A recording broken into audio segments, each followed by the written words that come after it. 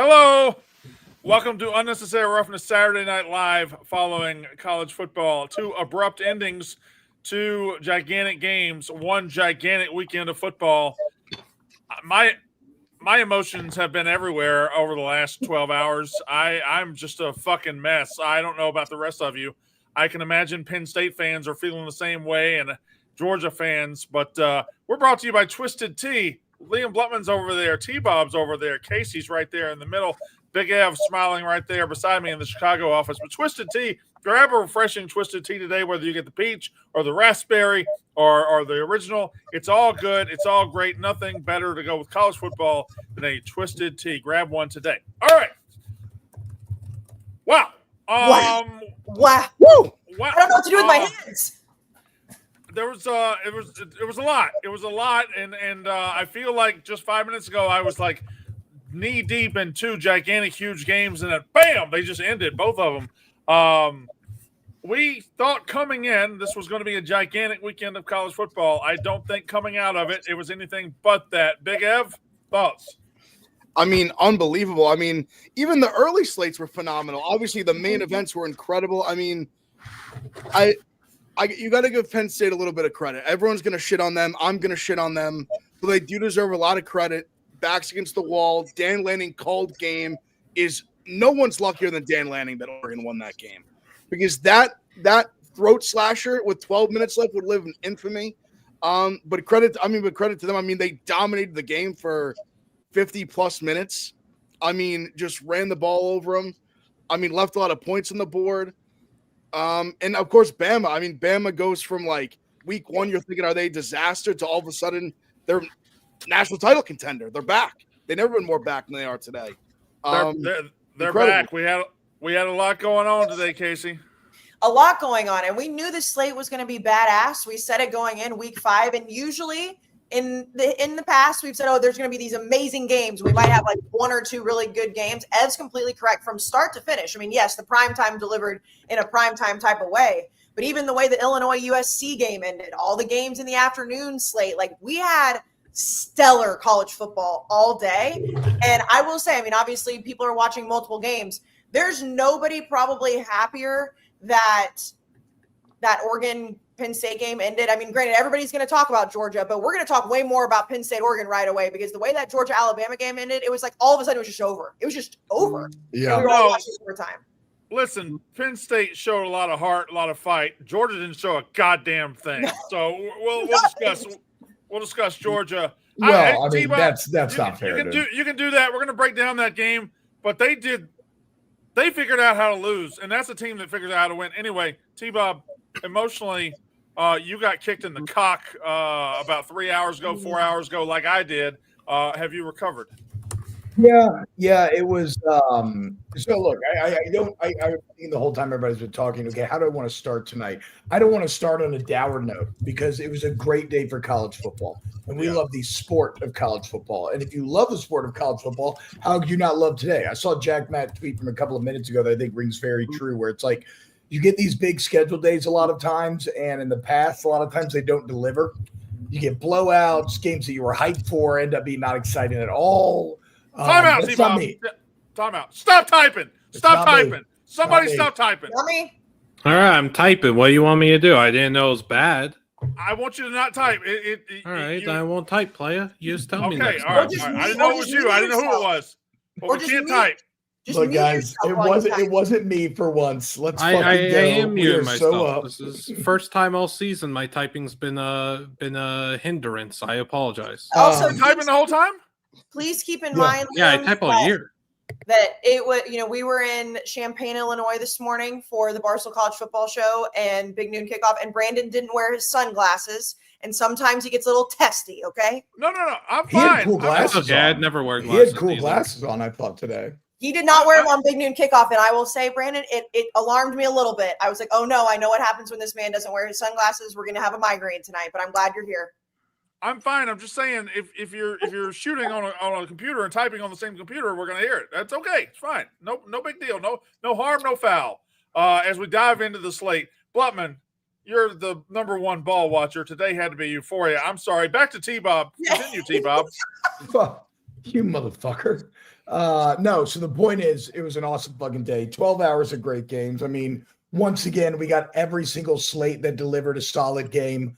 But yeah, on a personal level, as an LSU fan, that was a goddamn awful loss. But Brandon, it was maybe a bit different than yours in that mine wasn't getting my throat ripped out. It was more of just watching 3.5 hours of ineptitude and like disappointing play. You had the more unfortunate, like hope. Then your heart gets ripped out. I was just kind of assaulted for 3.5 hours straight. I suppose so, but I still leave mine with hope. You guys leave knowing that you're stuck with Brian Kelly's overrated ass for even longer. Yeah, but dude, again, it's like, how do I say this? I'm not like itching to get out of the Kelly experiment. Like, I don't like, I think he's still very competent. They still win games because what do y'all think the average LSU season is? I know we have these national championships. What do y'all really think it is? It's rare that we win 10 games. Like the majority of the time you go like 9-4, maybe 10-3. So like, that's still what you're doing. You're just doing what you've done for the last 20 years. This is like what I grew up on. This is what I know. So it's yeah. But with all the hype. No. Well, look, I mean, the season's still in front of you. I'm not going to sit here and say the season's over because you lose one game to Ole Miss. Now, I think there are fundamental problems that are arguably not fixable during the season. That could mean they're not as good as I thought. But yeah, I mean, it sucks. It's 3 in a row that you've now dropped in Oxford. But we'll get to the LSU game when we do. The thing is, it was a great day. It was a great day of college football. All the big boys delivered. Really loved it. I mean, I got 14 pages of notes in my college football week 5 document. Liam, as the number 1 ball watcher in the entire world, today had to be pretty big. Yeah, it was phenomenal, but I'm quite devastated right now hearing my counterparts talk college ball and only talking about Saturday. Like Friday night wasn't one of the greatest Friday nights we've seen in recent memory. Like the entire slate delivered. Brand, I spoke to you a few days ago, and I put my legacy on the line that this was going to be an over-the-top elite Saturday. My legacy's still intact, is it not? Your legacy is still intact, and I just want to point out that I think you had the best tweet of the entire day. Thank you. Of the entire day, I just love that 45 minutes ago, in the middle of the fourth quarter comeback of Penn State, fighting back from 17-3, with Alabama putting Georgia on the ropes, 2 monumental top 5 matchups. Liam Blutman tweeted 45 minutes ago on a Saturday night, yeah, this kid Eli Gilman on Montana is the real deal. That, my friends, is ball watching to an extreme degree. Dude, he made an NFL type flight, tightrope in the sidelines. His footwork's filthy. He's one of the best players in the FCS. I'm enjoying watching him on ESPN2 tonight. The black yellow look for Idaho's unbelievable. The yellow jerseys, yellow pants, maybe never before done again. That was a weird sentence. But Brandon, what was better? What was better, that or Ben Mintz tweeting out a game preview 3 hours after the game ended? That's a heady play. He doesn't deserve to be happy, and he doesn't deserve the football happiness that he gets. He doesn't. He's a bad person, and he doesn't work, and he just gets to be the happiest person in the world. All right, so Brandon, I will say that you going live in the middle of the afternoon and just like having to be censored because your wife was in the room was also one of the funniest things of the day. Like you trying to not insult people on this very YouTube channel. Like credit to you because you wanted to so badly, including Ben Mintz. You wanted to say some mean things about him too. I did. I truly did. All right, so we got to go right into it. We're going to go. Of course, we're going to talk Alabama, Georgia. Of course, we're going to talk about all the big ones. I don't have 14 pages of notes, but I got copious notes. But we start in Happy Valley. We start in Pennsylvania. We start in a very interesting spot because for so long tonight, It was the same old, and we were going to line up and take a big fat shit on James Franklin and Drew Aller and Penn State because they couldn't do it. But then they showed this heart, this resilience, this championship thing inside of them, and they came back, and they forced overtime, and they took a lead. And then it happened again. So I don't know, Big Ev, I think there are complicated feelings here where at the end of the day, the results tell you that the takes people had before are correct because James Franklin didn't break through. Drew Aller threw the pick to end the game. But at the same time, I think I like them a little more as a team now than I did 3 hours ago. Brandon. Brandon, don't do that to yourself. Go ahead, Big F. It is very complicated, but at the same time, I think it's simple because I still think the result was fair and just in the sense that I think the better team won the game. The team that dominated for 90% of the game won the football game. But you are right. Every point you made at Penn State is fair. I mean, they showed that championship heart, that resilience. I mean, Dan Lanning doing the slasher. They go for it on 4th down, 4th and 1. They run it right down their throat. Touchdown, walks in. You're thinking the game's done. They're going to roll over and die. Drew Aller, James Franklin going out as sad can get. Total frauds. They had like 150 yards of offense in the middle of the 4th quarter. But then what do? They storm right down the field, touchdown, get a stop right down the field, touchdown again. I think the big thing was my takeaway. Well, I guess this is a smaller takeaway and the big takeaway that they'll always just shoot themselves in the foot when it matters most because you ran the ball to get back in the game. Why did you throw the ball the first play? Drew Aller, he made some great throws in the comeback, but overall for the game, he was really bad. And Drew Aller, at the end of the day, is a very overrated quarterback. It's the truth. He's talented. He's got a rocket for an arm. He checks every box besides when you step on the football field. And I'm not saying he can't break through. Like I said, I'm giving him his flowers and that he made some great plays in crunch time, but he also made the horrible play in the biggest moment. And that's been the story of his tenure and kind of James Franklin's tenure at Penn State. Kayce, you were firm driving the Franklin can't break through and Aller is overrated bus. Did anything change your mind, or did we get to the result you expected us to get to? I got to the result, and the way that you said it makes you like the team more, I feel like it proves my point even more that he can't do it, because to have the fight that they did and to have Drew Aller turn it on when he needed to, after not only me, not only Big Ev, not only everybody on the internet, Brandon Walker was burying Penn State. Brandon Walker was burying Drew Aller. And at that point, it was like, okay, the point's being made. And then they're coming back. And I'm like, holy shit, am I about to sit on this podcast and have to eat my words because they finally did it? And no, it was the perfect microcosm of the way that this Penn State team is with Drew Aller. He throws the interception in overtime. And I mean, even earlier in the game, Jeff DeLoe, our resident Penn State fan, he's saying what everybody's thinking. This offense stinks. Drew Aller has regressed from what he looks like. Just everything that Penn State fans felt. Then they gave a little bit of hope, and they still lost the game exactly the way I thought they would. So no, nothing changes. They raised my heart rate a little bit more that I was going to have to be wrong. But at the end of the day, I was proven right. He cannot win these big games. T-Bob, you are the resident positive guy here. You prefer in your analysis usually to talk about the things the winner did right and not what the loser did wrong. So tonight I'll kind of tee you up because Drew Aller and James Franklin, the narratives are out there, whatever. But when it mattered most, Dante Moore was the quarterback making the fucking plays. Yeah, Dante Moore, Decorum Moore. Look, I think with Oregon, it just it continues to shock just how far ahead of schedule they are, and it continues to reinforce everything that we've said about Dan Lanning in terms of taking everything he learned in the SEC. In a perfect storm of timing, which in a lot of times in life, timing is everything, right?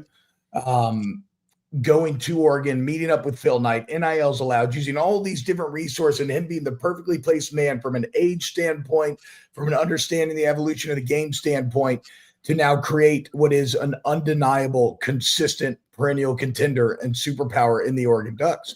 And when you look at how they won today's game, it was with elite defense and offense. And despite the fact they have a lot of new players because they replaced that talent with talent. So, this game is a commentary. That was Dan Lanning's first ever overtime game.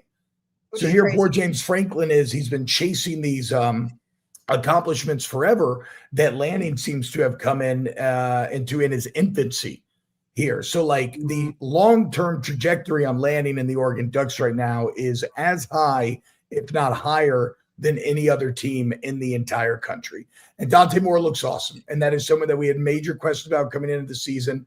As a freshman at UCLA who's in over his head, but he made the very mature decision to step back, go to Oregon, ride the bench, and learn. And now that maturity seems to be paying off.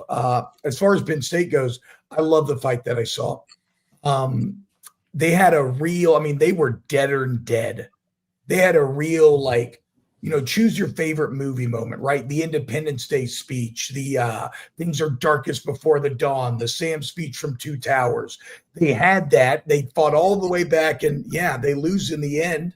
But you can take you can take something set. Here's my main takeaway for Penn State, though. It's very simple. This is going to sound dumb, but Ev, you brought this up on Thursday's show. Penn State is simply not better than they were last year without Abdul Carter and Tyler Warren. We were told that it would be the increase in the receiving core that would make them a better team and maybe a year's more experienced, but they're basically the same team, but without Tyler Warren and Abdul Carter. So they're still really fucking good, but I do not think that they are championship good. Liam, you also have been on the Drew Aller, Penn State, James Franklin, never going to happen train. Your thoughts from tonight? Well, Drew Aller going to happen in the NFL, not going to happen in college football, which, continue to assess and everything. Had one or two good plays tonight, quite truthfully. Again, ends it on the most sour note possible, which I think was the most fitting way for that game to end, where Penn State fights back from 17-3. As T-Bob said, look deader than dead. Then you name your favorite movie scene, the Step Brothers interview scene, and all of a sudden Penn State comes back from the dead, gets it to 17-17. But man, for them to show that much fight, that much resilience, the crowd buy back into it, start feeling themselves, shoot, maybe we are that good. Maybe we are truly a national championship contender. And the first three quarters was just a fluke, just a yip. But no, you put the exclamation point on at the beginning of overtime. So easy. You get Oregon in a tough spot, fourth and short in overtime. You're up 7, and it looked like it could have been disaster. Dante turns around, whatever. They end up scoring, and then for that stadium on whiteout night to just completely deflate like that. It has to be so therapeutic for everyone that isn't a Penn State fan, for everything to collapse and corrupt in that moment. That interception is just a microcosm of what Penn State is. This is what they'll be under Franklin. I don't see them getting over this. I think that's crazy. I really don't, Brandon, because time and time again, the same things keep happening. And I understand that at some point you think that they're going to break through. I don't see that with this. I'm looking at the first three quarters and I'm seeing a team that couldn't move the ball on offense one bit because James Franklin probably needs the throwback white quarterback who can't throw the ball downfield, is just going to run for a few yards, and they're playing for 4 or 5 yard carries. He's wishing he had Tommy Stevens in the building. Let's be quite honest. That's where Penn State's at. That's where they're going to get their most success with Franklin. I see Jeff DeLowe calling for his job. I don't know what Connor Griffin's thinking. I don't know, man. I just feel like this with the easiest path last year. What are we going to do? You sold your stock in this team an hour and a half ago. Now you're buying back in. I was making my bet come through. That's what I was doing. They just lost in double overtime, and we're acting like they should be thrown in jail. But we didn't know. Liam and I both use the words. Time out. Before you go, let me just point out, y'all are saying Oregon dominated for 3 quarters, and then Penn State dominated for whatever, and it came back. They lost in double overtime. Okay, but Brandon, what Liam and I both use the same word in completely separate rants. It's a microcosm of the way that this entire program under James Franklin has looked, and there's nothing you can say otherwise. Yes, they came back, and Drew Aller was on a path where if they won that game, we'd be sitting here eating crow about Drew Aller. But the way they lost that game in the end with him throwing that interception is exactly the way that Penn State fans get their hearts ripped out every time they have hope with James Franklin right now. I think I want to bridge the gap here a little bit. I'm not a big believer that like he's never going to get it done. I'm with you, Brandon. That opportunity is always there. But also, Penn State did. I mean, look at the box score. They got outgained 424 to 276, 7 minutes less time possession, 21st down to 15. Like, they did kind of get their ass kicked. And with this year's Penn State team, again, I'm not talking about the future, but with this year's Penn State team, I feel that as impressive as the comeback was, as inspiring as it was, the rest of the game is more representative of who they are rather than that hot run that they had. Well, let's be honest. Oregon's going to the playoff. Mm-hmm. Yep. Ohio State is going to the playoff. Yeah, obviously. Impressive Looks like a giant again. Yeah. Penn State's going to finish 10-2 and we'll go to the playoff. Yeah. So, like, Yes. yes, we can argue that. Sure, we can do that. I was going to say they essentially have a 2-game. They have to win one of two. They have to win one of Ohio State and Indiana. They win one of those, they'll get in. They got Indiana's not a cakewalk. I'm not worried about that one. I'm just saying, not a cakewalk. Not a cakewalk. Yeah, they got to earn it. That will be delicious. Can we shout out an individual real quick? Because Dylan Thinneman's the one who gave up that big touchdown. And I always love when a player can make a massive critical error and manage to flush it and then come back. And obviously he was a massive get coming over from Purdue. But to give up that touchdown, flush it, and then in OT come up with the game when he played, good job, Thinneman. I think it's more I feel like we are absolutely dissecting Penn State right now. We're taking a fine-tooth comb, and what we ought to be doing. Dante Moore was down in overtime, down to fourth down, and like Dante Moore made the play. Like Dante Moore, this 5-star from a couple years ago that goes to Oregon and rides the bench. He's here now. He's here. Yeah, and like Oregon is like I just said, they're in the playoffs. I told you they're perennial contenders now. They're giants. Drew Aller's the headline because he threw the interception, but Dante Moore is the story. Well, and just the way that Dan Lanning continues to roll out these offenses with it doesn't matter who's at quarterback for him right now. I think Oregon is absolutely the story, but it is easy when, we came into this week, when we did our preview, when we did the Monday episode, we said, who has more pressure on them? We said, Oregon's playing with house money.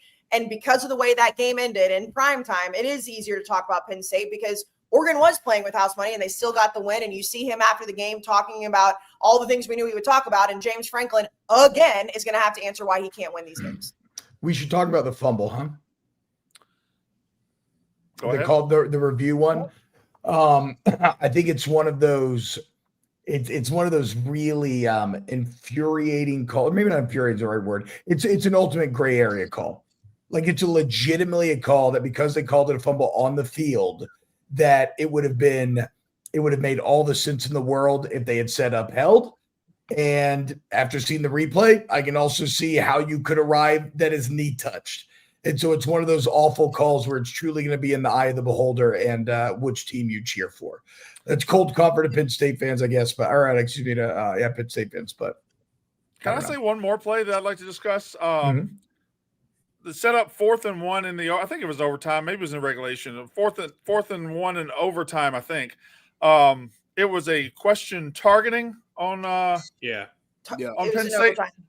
So I'm 46 years old and targeting's been a thing, I don't know, for 10, 15 years. I still don't know what it is because this guy tackled helmet to helmet, and then the rules announcer saying, he tackled with his hairline. The hairline. Tackled with the crown of his helmet. Not the crown. And I'm like, I think I've seen that called targeting 1,000 times in my life, and it just they seem to have a meeting before and they tell the rules analysts how they're going to call it that night. It wasn't targeting, and that's good. I didn't want it to end like that or whatever, but it was just like it was exactly what we've been told targeting is. 3 years ago, like they just call that targeting and move on. Like I don't know. It was just weird. I was like confused. Anyway, we can move on to Georgia, Alabama, because I can say this.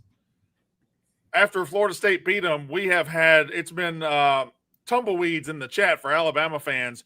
Now they're all here. The trailer park is exploding over here in the chat. They are back. And they should be, because they legitimately, Alabama as a team who was thrown out for dead by yours truly, is back. They go on the road and they beat Georgia 24-21. And boy, I know, T-Bob, I said to you, you like to see the positive and not the negative. Georgia is fucked in the head when it comes to Alabama. It doesn't matter who's over there. Did y'all see the drop touchdown pass in the like? Yeah, that doesn't happen. Instead of catching, he tried to like. Georgia receivers don't drop that pass against anybody else. They had drop problems last year, but if you're going to beat Alabama, you make that catch, and then Kirby Smart, they tie the game. Tie the game, man. Yeah. Actually, okay, let's explore that. I have very strong thoughts on that. So they get tackled. It's 4th and short. They hurry up tempo to the line. It was 4th and like 3, though. It wasn't always 4th and 3. No, let me tell you what Brandon Walker's never doing. Brandon Walker's never passing on a chance to tie the game to toss it to a white running back. Never happening. Well, that's my point. They have all these very good running backs, all these solid playmakers, and they opted to go shotgun. We're running this wide sweep to Cash Jones, who had, I believe, 2 carries for like -8 yards on the night. All that money spent, all those playmakers, money play, down 3, chance to just seal the deal. Alabama didn't score a point in the second half, and you're running it to Cash Jones. That's just coaching malpractice. So I think they rushed it too. They rushed it. Yeah, I think to me, ironically, tempo ended up being their enemy. I think they thought that they were going to like catch Alabama off guard. Okay, we'll line up and go. And if I'm doing that, I say, why not do a tush push, right? I mean, if we're gonna run up and get to the line and go, let's just do it. But because they went into gun, they did tempo. Alabama was able to time up the snap perfectly. It made me think, actually, it'd be a pretty heady play. And this is a very situational. A very good coach could pull this off. What if you had it in your bag where in that situation you hurry up the line, but it's just a dummy clap, and you're trying to because like Alabama would have absolutely jumped offside. So I'm with y'all. He should have just tied the game. He got way too greedy trying to go for the kill shot. But I also didn't like the operation. I didn't like gun. I didn't like personnel choice, like Liam's saying. I didn't like the tempo of it. It was kind of bad all around. Kayce, let's talk more Georgia, Alabama after you tell them about this sponsor. Well, it's the DraftKings Sportsbook, Brandon. We have NFL Sunday all day tomorrow. We've got a lot of great action, and download the DraftKings Sportsbook app. And if you use promo code RUFF, new customers get $200 in bonus bets instantly when you bet just $5. That's promo code RUFF, ROUGH.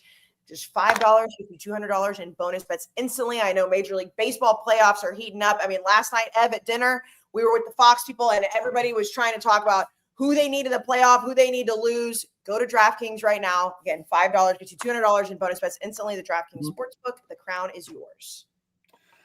So I don't want to make this all about Kirby Smart and the boogeyman he sees on the sidelines and the fact that he sees Saban ghosts over there, I guess. And it should be more about Alabama going to Tallahassee in week 1, losing, and then it looking like the whole thing could fall apart. And Kalen DeBoer and Ty Simpson. Boy, Ty Simpson's come a long way. Ty Simpson, Kalen DeBoer, they get it back. They put all the pieces back together, and they go to Georgia. They go to Georgia and win a road game. Gigantic, massive, boom, right back in the national title picture, right back in the SEC championship picture. All the things that people like me were clowning on them for are gone and out the window, and they are now, T-Bob, right back in it. Yeah, I mean, fuck me, right? Great. Yeah, fuck Alabama's back. That's awesome. Great. I mean, sweet. Yeah, good for Alabama. Actually, yeah, wait, Brandon, I think I want to read because Brandon's a very talented writer, for those that don't know. And I'm an award-winning writer. I thought that's what I'm saying. I thought this was beautiful. Quote, inevitably, life's slings and arrows of agony and despair connect with their intended target, inflicting a web of sorrow and melancholy upon its victim. Though the crushing weight of defeat has once again enveloped me, I shall trudge forward, for it is all I know. And that's how I feel about Alabama being back.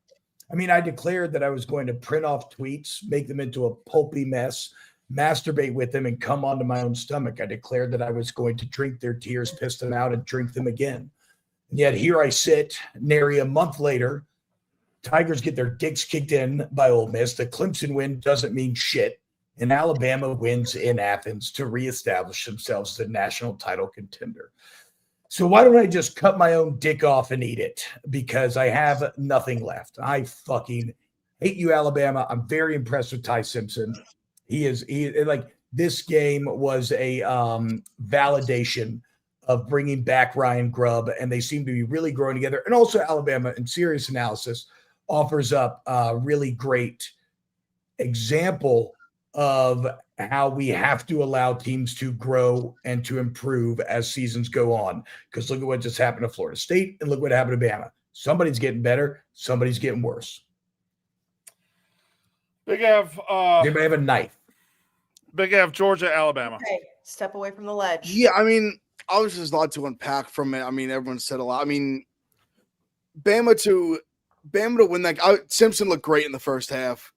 But, I mean, Georgia, what they run for 250-plus yards? I mean, left a ton of points on the board. I'm struggling with the SEC. Like, I don't know who's actually good in the SEC. I don't know who's good. I feel like the gap between, like, Georgia, Bama, Tennessee, Mississippi, LSU, Ole Miss, Mississippi State, A&M. A&M's good, too. I think the gap between all those teams, I think any of those teams could beat anyone on a given day. That's kind of where I'm sitting. And I think the SEC, like any of these, like 6 teams could win it. And I wouldn't be shocked. Georgia's had 2 SEC games. They had a coin flip game that they won on the road and a coin flip game that they lost at home.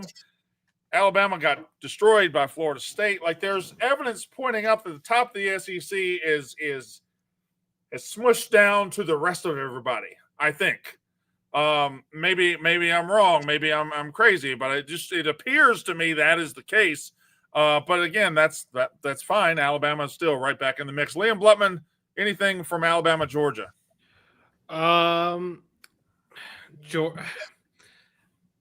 Alabama got it right. Game 1 against Florida State, the effort levels were absolutely pitiful. So it only makes sense that Athens, Georgia doesn't have a very good Uber Eats like selection. That was a reference. That was a reference to Week 1 in Tallahassee. Alabama players were staying up all night ordering food at 2:30 a.m. and having girls over. That was a clear reference. We're not as plugged in as you are. No, that's also a month ago. There's a lot of things that have gone on in the last month. You should have talked about that. I've mentioned that. Apologies. Players getting Uber Eats and having girls in their room can't just be one team. That's probably we never did that shit. 3 a.m. night of the game. That was why they maybe look so sluggish against Florida State. Nonetheless, all I'm saying is night and day difference in this team from that day. Every facet of the sport, everywhere you look, player-wise, the offensive line, bunch of just hog mollies, finally putting in max effort, caring. Ty Simpson firing him up before the game, during the game, getting a guy like me fired up. Like that's what you want. That's the buy-in you want. And I saw people were like saying, don't gas Ty Simpson up. He's got time in the pocket. Man, I'm gonna gas Ty Simpson up if he's throwing the ball around the yard really well and hitting, no matter how much time he has, if it's a nanosecond or 6 seconds, because I look around the country and I see inept quarterback play all across the board. So if Ty Simpson has time and he's making the correct reads and throws, yeah, we'll give him some credit, because guys anywhere else haven't been able to do that.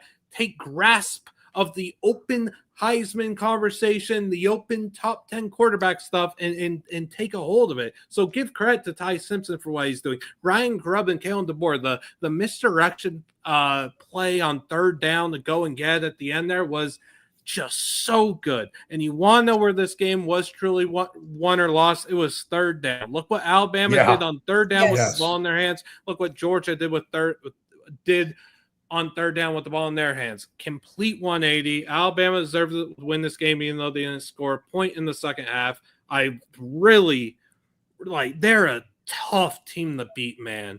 They really are. If we're going to grind through this, that is a very good win. You got to throw away the Florida State loss because that's not indicative of what this team is today. The Florida State loss is completely out of the picture.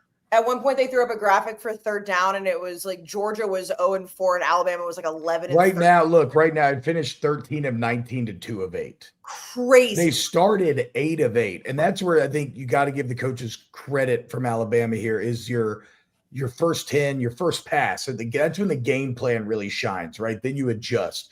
They really had Georgia's number early on. I mean, they came out the 3 and out, the massive 14-play drive, started 8 of 8 on third down, put up some points. Now, I do want to give Georgia some credit, though, Brady. You said no credit at all. Again, the resilience that they showed to storm back was very reminiscent of Tennessee. That is a good Alabama team. We're saying that. That's the good job of coming back. But ultimately, they did falter in the end. But I didn't think that Georgia played terribly. I think they started terribly, and then they played quite well. They just couldn't get across the finish line. Brandon, I have a question for you before we move on from this game. I know that obviously we've been very hard on Kaylen DeBoer and very fairly so. Like, where do you land? I understand. It's like Kirby Smart sees ghosts, whether it's Nick Saban or whoever. Like, where do you land? Like, in an honest, like look at this team now. Where do you land with them after the last few weeks? Can I just answer that? You said the phrase, we've been very hard on Kaylen DeBoer, and then this chat's going crazy. Like, why won't they show respect to Alabama or respect Kaylen DeBoer? Kaylen DeBoer put everybody in position to not respect Kaylen DeBoer by going 9-4 with a playoff roster last year, losing to Vanderbilt, losing to the worst Oklahoma team in a decade, and then he starts this season by losing to a team that went 2-10 last year and lost to goddamn Virginia last night. So this isn't a matter of everybody just turning the other way and just missing the boat on Kaylen DeBoer. Kaylen DeBoer, up until tonight, fucking sucked. He did. Tonight was a big, hey, everybody wait, we're still Alabama. But before that, what the fuck were we supposed to go on? They went 9-4 last year with a great roster, and they lost to fucking Florida State, and it wasn't even particularly close. So don't spare me we've been hard on Kaylen DeBoer. Kaylen DeBoer's been hard on his fucking self. He has put Alabama in position to not be what we thought they were until tonight, and he goes on the road and he stamps it. So I give him credit for tonight, but don't act like we should have been like, whoa, boy, Kaylen DeBoer, he's better than I think. No, he fucking sucked until tonight. He had him ready to play last year at Georgia too. Yeah, and he did. He beat Georgia last year. It's crazy. Back-to-back Georgia, he had him ready to play. So yeah. All these Johnny-come-latelys, well, why didn't you respect Kaylen DeBoer? Did you fucking respect him? Because until tonight, I sure as fuck didn't. I thought he was maybe I'm just an idiot. Plenty of reason to question. I mean, look, Ryan Grubb, he got his boy back, dude. I know I kind of clowned it a lot in the offseason, but he got his fucking partner back. We all know what it's like. Says most wins in a first-year as a first-year coach in Alabama history. What do you fucking do? You lost to Vanderbilt, Oklahoma. The context matters, guys. Okay, Saban didn't take over the same team that Kaylen DeBoer did. Neither did Schuler or any of these other guys. Yeah. Context matters. Kayce, do another ad. Kayce, unmute yourself and then do another ad. I had to mute myself because my 2-year-old was just having a nightmare, and I didn't necessarily know what he was yelling about, and I just went in there, and he informed me that the milk monster had taken his milk. So I just want to let you know. That's what I mean. You mean the yell leaders? The yell leaders who dress in very milkman-like costumes. I'm sorry. Did A&M win today in LSU? I like to think that he was having a nightmare about Texas A&M going 8-4, and you were like, no, baby, we won today. It's different. I actually it's different now. Times have changed. I said, talk to the Angels, baby, and gig them. Okay. Game time. The game time tickets. We love game time. Obviously, college football, NFL, whatever it may be. Find yourself at a tailgate. You want to grab tickets last minute. That's where game time comes in. Ev, you and I were talking about this on the way to Champaign. Machine Gun Kelly is coming to New York City. I will be buying tickets on Game Time because it's incredibly easy to use, and the Game Time guarantee makes it, you can trust it 100%. They're authentic tickets on time at the best price. So take the guesswork out of buying any type of tickets, college football, NFL, baseball, concerts with Game Time. Download the Game Time app, create an account, use code RUFF for 20% off your first purchase. Terms do apply. Again, create an account and redeem code RUFF for 20% off. That's code RUFF, ROUGH, 20% off your first purchase. Swipe, tap, ticket, go, download the Game Time app today. Ooh, this is kind of a crazy stat. Here's where me and your son are different. I love when the milk monster comes to visit me in bed. I think that I fucking love it. I think that the milk monster took away the milk. I think, no. I also told Ev this as well in the car. My 2.5-year-old son out of nowhere the other day informed me he loves boobs. And I was like, what? Beast. T-Bob, what was that mouth motion you just did? I was suckling. Okay, all right. You were suckling. Just sucking on some nipples. Anyways, if my son starts screaming, just know he's worried about the milk monster. All right. All right. So I actually want to do something very rare here. I do want to talk about a Friday night game. There's two other games I pulled out, and then we'll do the takes. And those two other games I pulled out are T-Bob has to come to the carpet, and then I come to the carpet. But anyway, you want me to come on the carpet? I think Virginia. I do that in hotels. I think Virginia beating Florida State on a Friday night, gigantic win for Virginia, and just one of those games where college football just grabs you and says, "Hey, this is why our sport's different from everything else." You know, it had ups, it had downs, it had the most efficient and terrifying field storming in the history of college football. I still don't know if that Florida State receiver is okay, but he was alive. It was a thrilling and wonderful and perfect Friday night game. Big Ev, you and I were on the right side of history with Virginia. I guess a lot of people were, but stunning game. No, I mean, it was an incredible scene. Incredible. I mean, the hills full, packed with students. I mean, the roller coaster, Virginia comes out hot. Then Florida State comes right back. It ends up 21-21 at half. I think Chandler Morris is like the perfect depiction of like what college football is and how great it is, where he's making these incredible runs, incredible throws. Then he makes some of the worst throws you've ever seen. Yeah. Then he makes some of the best plays you've ever seen again. Like the ups and downs of college quarterback play, I think it's just so exhilarating, so electric. I mean, the atmosphere there was incredible. And I mean, as much as we say the any given Sunday thing, any given Saturday, you Florida State can come out and just roll Alabama, just smash them. And then they can go to Charlottesville on a Friday night and get their lunch money taken.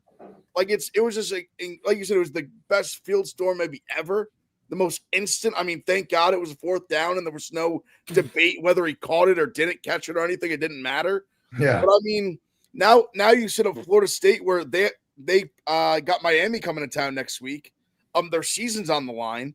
Another massive game. But no, I mean it was incredible. And I will say this. Castellanos, the ball on that fourth down.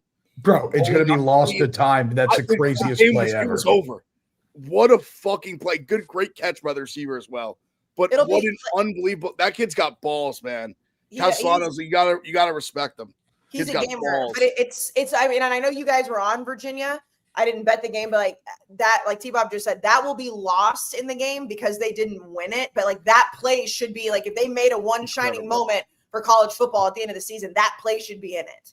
I think it's crazy that y'all say that's the play that's lost to history. The throw that's lost to history is the one that he threw the perfect ball and hit the receiver on the hands on the goal line. His best receiver, he hits his hands on the goal line, and the guy bobbles it for 11 fucking yards. Oh yeah, he bobbled it out the back. Crazy. I cannot believe that there's. But that's a bad play. This is a good, There's serious discourse that people think that was a catch.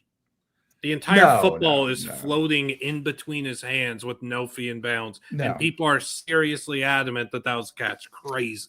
That's just people's passions over, creating their own reality. Just Florida State fans being. This wasn't even Florida State. It was Florida State fans for sure, but also just ball watchers. No, it's because we slow shit down too much. Because there's a couple points. If you just stop it, freeze frame it.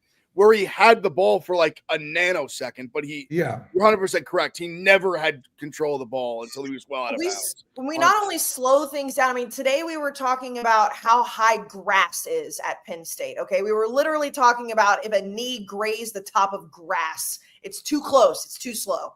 I think Ev hit the nail on the head, though. The best part about this game was the rhythm, because it did feel like after Florida State, like Virginia jumps out, and Florida State comes back. If Virginia has a bad turnovers, it's 21-14. I'm like, okay, we know how this is going to play out. And then Virginia didn't. And I think the difference in the game, Chandler Morris's legs, as good as he is with his arm. I mean, you want to talk about the biggest red zone weapon of the night. It was Chandler Morris, 4 rushing touchdowns. His ability to run the zone read to perfection ends up being what wins Virginia the game here. Also, side note, hearing the ACC officials talk through the review in such a massive moment was very cool.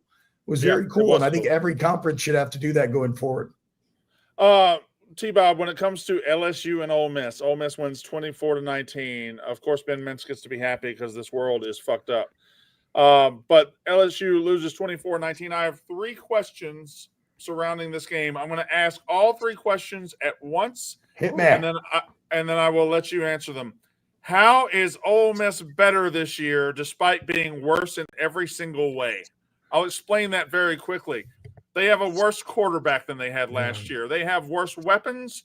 They have a worse offensive line. Their defense is much worse than it was last year. All that being said, they are better this season. How the fuck does that happen? Number 2, what happened to Garrett Nussmeier and why is he bad? And number 3, I am shocked, and I want to know why you still seem satisfied with Brian Kelly. That shocks me.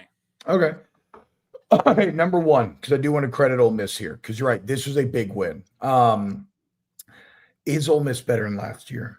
They're not as talented, but football is a game where the whole can be greater than the sum of its parts.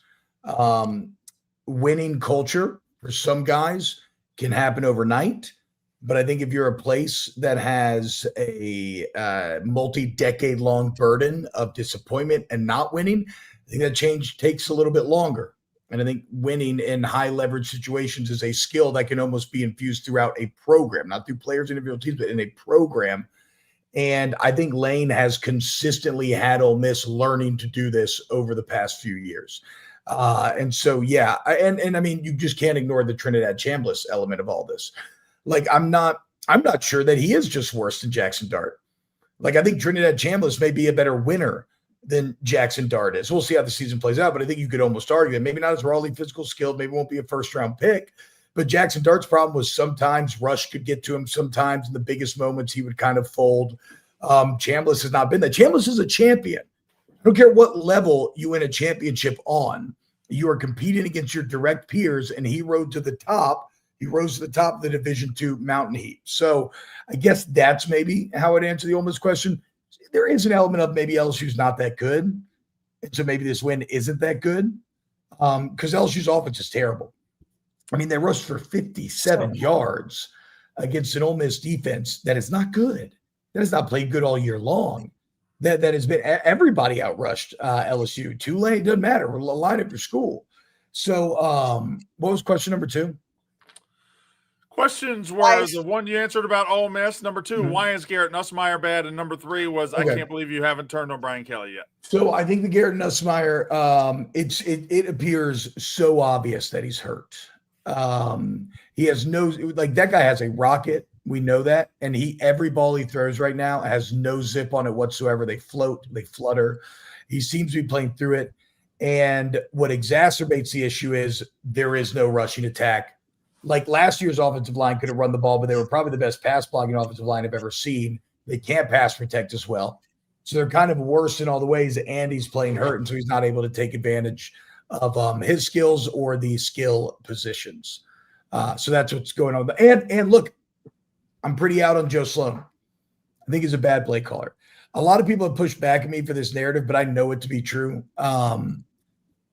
Brian Kelly asked Mike Denbrock to take a co-OC job after the Jane Daniels year. They wanted to elevate Sloan. They didn't want to lose Sloan. That pissed Denbrock off. He left and went to Notre Dame. That was maybe one of the biggest mistakes of the Kelly era, as Denbrock remains awesome and Joe Sloan remains seeming over his head. All right, Big Ev, you were on LSU. What'd you think? Yeah, I mean, I thought the defense is still very good, by the way. The defense is awesome. I thought the defense played pretty well. Shambles is a baller. No, but their offense is a problem. It's shocking because I remember coming into the season thinking there's no way this LSU offense can be bad. Yeah. And somehow they are not only bad, they're terrible. They're inept. They can't do anything. And I think it's the offensive line I really think offensive line is the root of most of it. Because they can't establish the run. They can't throw the ball. I think you might be right. Maybe there is something wrong with Nussmeier. Though, I mean, it's definitely possible the way he looks. It almost, from things I've seen in his past, it's almost shocking to see what he looks like this season. Like, they really haven't had a good game. Just go look at the old last year. Any real game. Then why not do something? Like, why not, when Brian Kelly, if he knows he's that hurt and is going to look this bad, why not start somebody else? It's $1 million question. You have Michael Van Buren there. I mean, a lot of people are calling for Van Buren tonight. Maybe they think Van Buren's not good enough. Maybe they just want to ride with us. I don't know. Maybe he's not that hurt. That's what I said. T-Bob, are you tapped in? Like, you think he's definitely hurt? You think that's like? I don't want to say that I have like direct medical reports, but I would say there's a lot of people who seem to believe that he is obviously played for injury. But to your point, Ab, is a backup going to be that much better when you can't run the ball? Yeah, when you run for 57 yards against Ole Miss, when you can't pass protect. So I've nailed it. It's on the O-line. If the line can't block, it doesn't matter who's back there. Well, right, but if you're Brian Kelly, and I know you said you're not out on Brian Kelly, that was Brandon's third question. I haven't gotten to that yet. But like my point is, like, if Garrett Nussmeier, who had all the Heisman hype in the world and everybody had him up on top of the list, and he's hurt enough to where he's looking like that, Brian Kelly should say, okay, our offensive line might not be that good, but we can't have this kid going out there and doing this every week, and then they're going to question why he's out there. Like, he's got to make that coaching decision and say he's actually that hurt. Yeah, I mean, look, it kind of reminds me of Baker in Cleveland, where he played that injury, and then the Browns convinced themselves that Baker just sucked, and look at how that worked out for them, right? So sometimes you got to protect players themselves. Why I'm not out on Brian Kelly is exactly what I just said earlier, because the floor hasn't fallen out. I think you ascribe maybe a level of expectation at time that doesn't exist here. Now, I have said multiple times that if LSU doesn't make the playoff this year, that I will never believe ever again going into a season that Brian Kelly will make a playoff. That is true. They don't make a playoff, I will never give him the benefit of the doubt ever again. But the floor is still, pretty high. You're still winning 9-10 games a year. This is par for the LSU course. And you're still stacking top 5 recruiting classes, good transfer portal classes, money's good. And then eventually you hope that you get one of those special LSU years where all the elements come together and you somehow run to a national championship. That sounds stupid, but it's happened 3 times since the year 2000. And I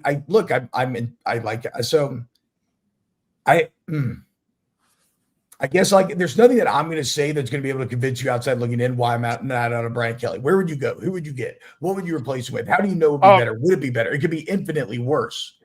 I'm not someone who's just going to skip willy-nilly off of emotion into a coaching search when you have at least a guy who is very, very competent, if nothing else.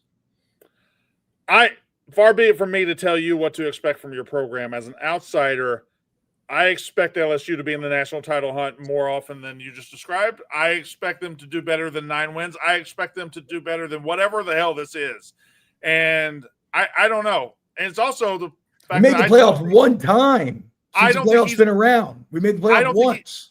I don't think he has ever fit that program. I think both of you are trying to make a relationship work that's not going to work. That's just what I think. I think he would fit somewhere else better, and you guys could find a better fit for yourselves. That's what I think. I also want to say something that you're not going to like either about Nussmeier. Unless he's not been healthy at all ever, like coming into the year, he played. We now know what we know about Clemson. Coming into the year, he wasn't good against Clemson. He hasn't been good at all this year. So the very first in game 1, was he not healthy? Like no, I think he's been hurt since camp. It was since the summer. He played that way against A&M last year. So was he hurt? No. See, this is what I'm talking about, though, guys. I watched this film autistically for years, LSU film. The balls are not the same. I'm not talking about bad decisions. Bad decisions are bad decisions. A&M were bad decisions. I'm talking about the quality of ball that he is throwing. There is no zip. There's zero zip. There's zero zip. Why is he playing? I don't know. Because he's their best option to win still. I think that's what they believe. That's just the truth. Whenever you're asking yourself why they're still playing him, it's because the coaching staff believes they are the best option to win. You can disagree. You can say they're wrong. You can say, well, at least need to try something. But I believe that's why. Also, Brian Kelly. I mean, no, he got, if you remember, there was a rumor going around that he got hurt in, I'd say, early August? Right? Yeah. Yes. And it was a lot of fighting back on it. LSU seemed to shut it down. No, there's nothing there. But as T-Bob has explained, it is surfaced amongst LSU fans and everything in recent weeks. This has been surfacing since well before today's events, today's loss.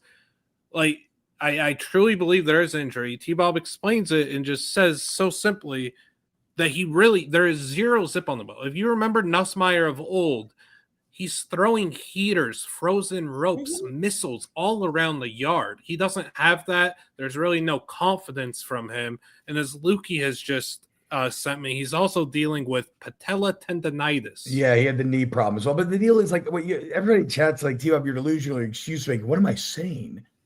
I'm saying that LSU's just okay. I'm saying that y'all are delusional about what LSU actually is. Can I say one thing about what you said? I want to push back on one thing you said. You said there's no guarantee you could get better than Brian Kelly. And there's no guarantees in this life at all. There's no guarantees in this life at all. But in a world where Missouri can go out and get Drink and Ole Miss can go out and get Lane, I feel like when LSU hangs a help wanted sign, they're going to get the pick of the fucking litter. Who is the pick of the litter? Coaching searches are fucking terrifying. It's more terrifying than picking a first-round quarterback.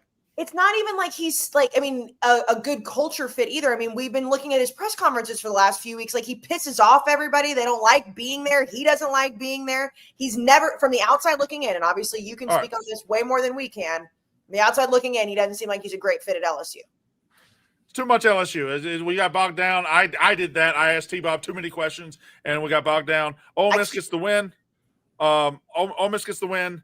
And it's a massive win for Ole Miss and Lane Kiffin and his whole let's fuck with weeks and steal his semen and state secrets and everything. Brandon, I was going to ask you about Ole Miss, and I mean, I know you want to see them burn. You hate them. You hate everything about them. But seeing the way that Lane, at the end of that game, and regardless of what you think of LSU, like the way that they look like they're playing right now, it's terrifying. It has to be for you, right? Like, he's winning these games that he would normally win. No, it's not terrifying. I mean, listen. I think their offense looks pretty damn good. They not really. I mean, they were way better last year. They're just happened to they're off to a 5-0 start. That's great. Trinidad has 300-yard games in a row. Dominant 100-yard games. This is. I didn't see anything today that makes me change my opinion. Lane is an excellent fucking coach, and as long as Lane is there, they're going to be very, very, very good. Like it was a good solid win, but I'm not terrified of them. I watched them. I watched their most talented roster in the history of their school go 9-3 and miss the playoff last year. So, but so far, so good for them. So far, so good. They had already dropped one they shouldn't have dropped by now. That's just the thing. Like last year, they had already lost to Kentucky, and it was what was going on.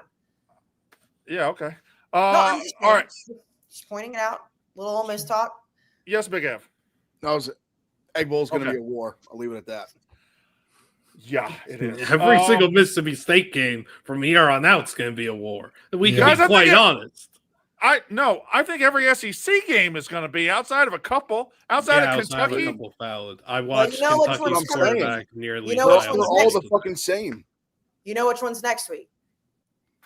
Yeah, I mean, I this is what sucks. We were 4-0, and of our last 8 games, 5 are against top 15 teams, including a road game next week against Texas A&M. Like, as good as we are and have improved, the schedule's not going to give us fucking anything. So, but anyway, it doesn't matter though. You're making steps forward. This shit takes time. Levy, you can believe in Levy. That's all that matters. Which all I know is that's a top 25 team. Which brings me to today. It brings me to today because Mississippi State lost a game in heartbreaking fashion. Mississippi State loses 41-34 to Tennessee, a loss that included a pick six and a fumble return for a touchdown by Tennessee's defense. Tennessee's defense, their defensive line was monstrous tonight. They dominated our offensive line. Like, Tennessee is a much more man-to-man talented football team than Mississippi State. And Mississippi State fought them tooth and nail. Fought them. Tennessee had to force overtime. And it just, like, Mississippi State stood up. I hate this. I don't like this. You don't know how negative I am. I'm a negative bitch. I feel as good today after that loss as I felt about Mississippi State football in a long fucking time. We actually should. I agree. Damn right. Yeah, we stood and fought Tennessee. Tennessee is a legit top 15 team, probably a top 10 team. I think Tennessee is legit. And we were in the mix with them, and we were right there, and we ended up doing the things that lost the game, and Tennessee wins, and that's great for them. They're solid. Josh Heupel, very good coach. But, like, this week last year, we were non-competitive against Toledo. Mm-hmm. We were non-competitive against fucking Toledo, 41-14. Jeff Lebby, in 1 year, has flipped the whole thing. And now we're going toe-to-toe with Tennessee, and we're beating Arizona State. So, yeah, it sucked. And in the moment, I was upset. But it didn't last. It didn't last at all because I know we got our fucking guy. We got our fucking quarterback. We got our fucking quarterback of the future. We got everything that we need to go forward and get up. And we are up now. So, shout out to Tennessee. They beat us, and they get to tweet me all the memes, and they get to do all the things, but I am not. Brandon, I will tell you, I know you very, very well after all these years watching your stream while I was watching the game. Like, the end of it, like, you didn't have the absolute meltdown that you normally would. Like, you could see the fact that, first of all, the end of regulation, Josh Heupel's game management was atrocious. Like, it was awful. Ooh, do we want to go granular on that? I'd like to pick that up. Yeah, I'm just saying, but Brandon in general, watching you, knowing that, like, what was on the line, it wasn't like you were devastated. It was a very just, like, realistic thing of, like, yeah, that sucks and it's heartbreaking, but you can't be pissed when you lose that way to a top 15 team. So I want to give credit to one person and one person only. Oh. About a year and a half ago, before the season started, maybe right when the season started, I had a little angel on my shoulder, a little ginger-haired angel, and he whispered to me, he goes, "You better watch Fluff Bothwell." Yeah. I was like, Fluff was fucking awesome. I was like, what the fuck is a Fluff Bothwell? Is that some sort of Pokemon character? And it does actually sound like one. And then he's at South Alabama, and then tonight he really truly arrives as an SEC running back. Like, Fluff Bothwell is fucking good. Devon Booth is good. The other running back, like, we're physical. We can run it. We ran behind the offensive line. We still got some deficiencies, but god damn it, I feel fucking. I was ashamed to be a State fan last year and doing this show. I showed up dreading it. Now we're back in it, and I just, Jeff Lebby, I salute you. You stood us the fuck up, and now we're standing up and we're in the fight again. Brandon, you guys can play with anyone in the conference. I think so too. Thank you. I wholeheartedly, genuinely believe that. I would, if you guys are getting a touchdown and a half at home, I'm taking that Mississippi State against anyone in the conference. Anyone. And we're not even glazing. Like, I don't see why this team can't go out there and is going to just beat up on Texas and come away with the win there. I don't see why that doesn't happen. Texas kind of stinks, but. Well, that's good. I hope they stink. We'll see. I need to win. I need to win at Florida. That's a big talent disparity. Yeah, I think it's a lot of. Sometimes teams got to work out the kinks a little bit. Brandon, are we going to be nice to each other this week, though? History has said we have not been. Well, normally we're nice leading up. It's the week out. Brandon, you do the things that you do, yeah. My girl Rivers hit me with a good Mississippi State A&M stat. Oh, what'd she say? I think in the last 13 games, A&M has 7 wins. Mississippi State has 6. And that's with A&M being ranked more often than not. We're on the same program. Don't do this. Don't do this. I mean, it's just 7. It's basically 500. If we're not the same program, why are we the same program? It's basically 500. Wins and losses we may be. We are not the same program with money and facilities and coaching jobs, and we're not doing this. We're not doing this. We're not doing this. Programs are wins and losses. Brandon, that is a future us problem. Okay, let's not do it tonight. Let's not do it tonight. Wins and losses. That it's September 28th. We'll deal with it on October 4th. Okay. All right, read an ad, then we're going rapid fire. Okay, we're going to talk about Hulu. That's what we're going to talk about. Okay, speaking of rapid fire, Glenn Powell is When so did Hulu hot. start sponsoring us? But now they're sponsoring us now. Okay, get ready for Hulu's all new original series, Chad Powers, featuring Glenn Powell. Holy shit, he's hot! It's coming to Hulu and Hulu on Disney Plus on September 30th. So just a couple days, and it's going to be a wild one. It's a hilarious half-hour comedy series that isn't just about football. It's a heartfelt comeback story that everyone can relate to. So don't miss Glenn Powell as Russ Holiday and Chad Powers, two identities, one icon, zero shame. Stream the all-new Hulu original series, Chad Powers. Premieres September 30th on Hulu with new episodes every single Tuesday. And if you're a bundle subscriber, you can also stream it on Hulu on Disney Plus. Terms do apply. All right. It's great. I think it looks like a very funny show, for the record. Ohio State 24, Washington 6. It was touch and go there for a minute as Ohio State kind of took a while to assert their dominance, but ultimately 24-6, they stretch out, they win. Julian Sayin makes the play. Sayin makes the plays. Jeremiah Smith gets on the board. Big Ev, was there a moment you were a little hesitant, or was it all good? No, it was all good.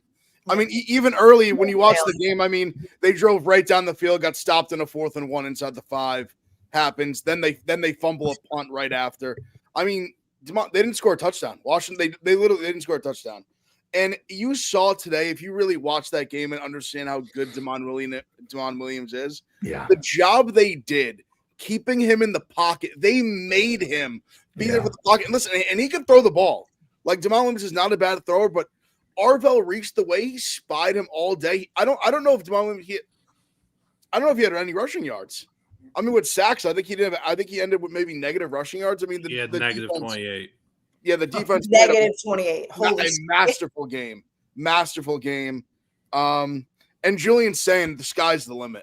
I mean, he is so accurate, such a quick release, makes such good decisions. I think he is. I mean, he's gonna win the Heisman. I think not this year, next year. He's gonna win the Heisman. I'm calling it now. But no, I feel great. I mean, they dominated that game. And I still am high. I still think Washington's a top 25 team. I feel even better and more confident than I did going into the game. Like, I think we're the best team in the country. I think we're going to win again. I think we're going to win it all again.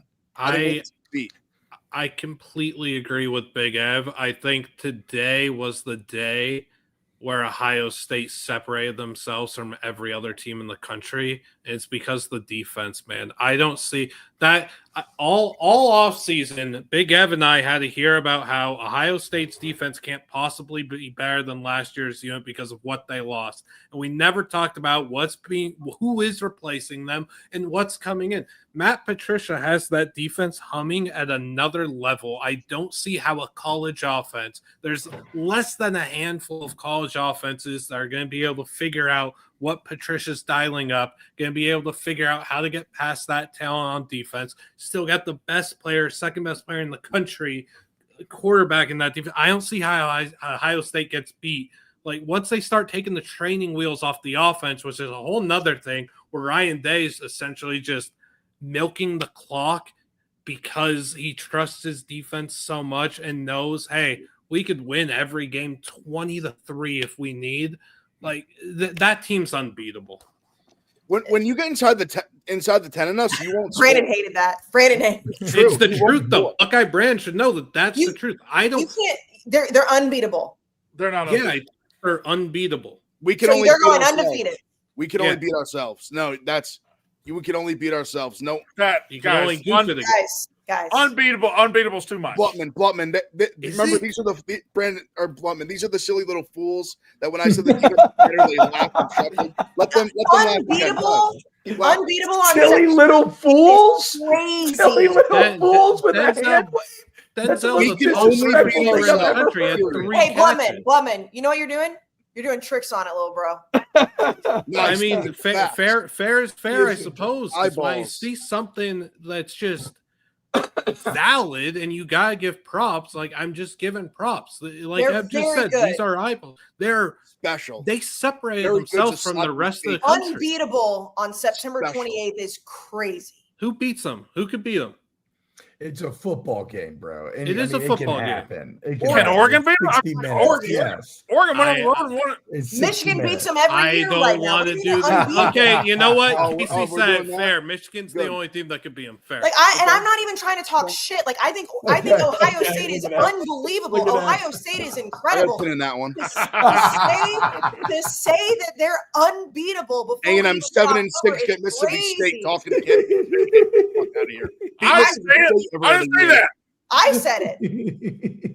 I said it, and I'm not. And that's not me talking shit about Ohio State. To say that they're unbeatable. They are the number one team in the country. They are unbelievable. To say they are unbeatable when we have seen a much better Ohio State team lose to a much worse Michigan team last year. I don't think that team is better. This team is better. This is a better football team than last year. I think that this year's Ohio State team is better, and if they wanted to uncork it on offense and run up, they could have scored 40+ if they wanted to today. But again, we'll talk about more eventually. Ryan Day is literally holding back his offense. He doesn't care about putting points up. He just wants to get a win and get out there, which fair, whatever. Kayce's right. I am wrong. Michigan is the team that can beat them because it's mental midget stuff. Fair is fair. Now, when Ohio State does lose this year, if it happens, let me live it down. I didn't want to turn that into a Michigan glazing segment. I didn't say whatever. Ev is right though. Ohio State looks like the best team in the country. That's they fair. do. They it's a good 100%. They are the best team in the country right now. Yes. I'll shout that to the heavens. Unbeatable and best team in the country are two different things. Besides the point. Go ahead, Brandon. Go off, King. Back to back. You better hope so. Ev, this is all setting you up to just feel more pain in the end. I'm ready. Like the more you give yourself over. The darkest, deepest pain, and I smack the country in the mouth the next 2 months. True. Please.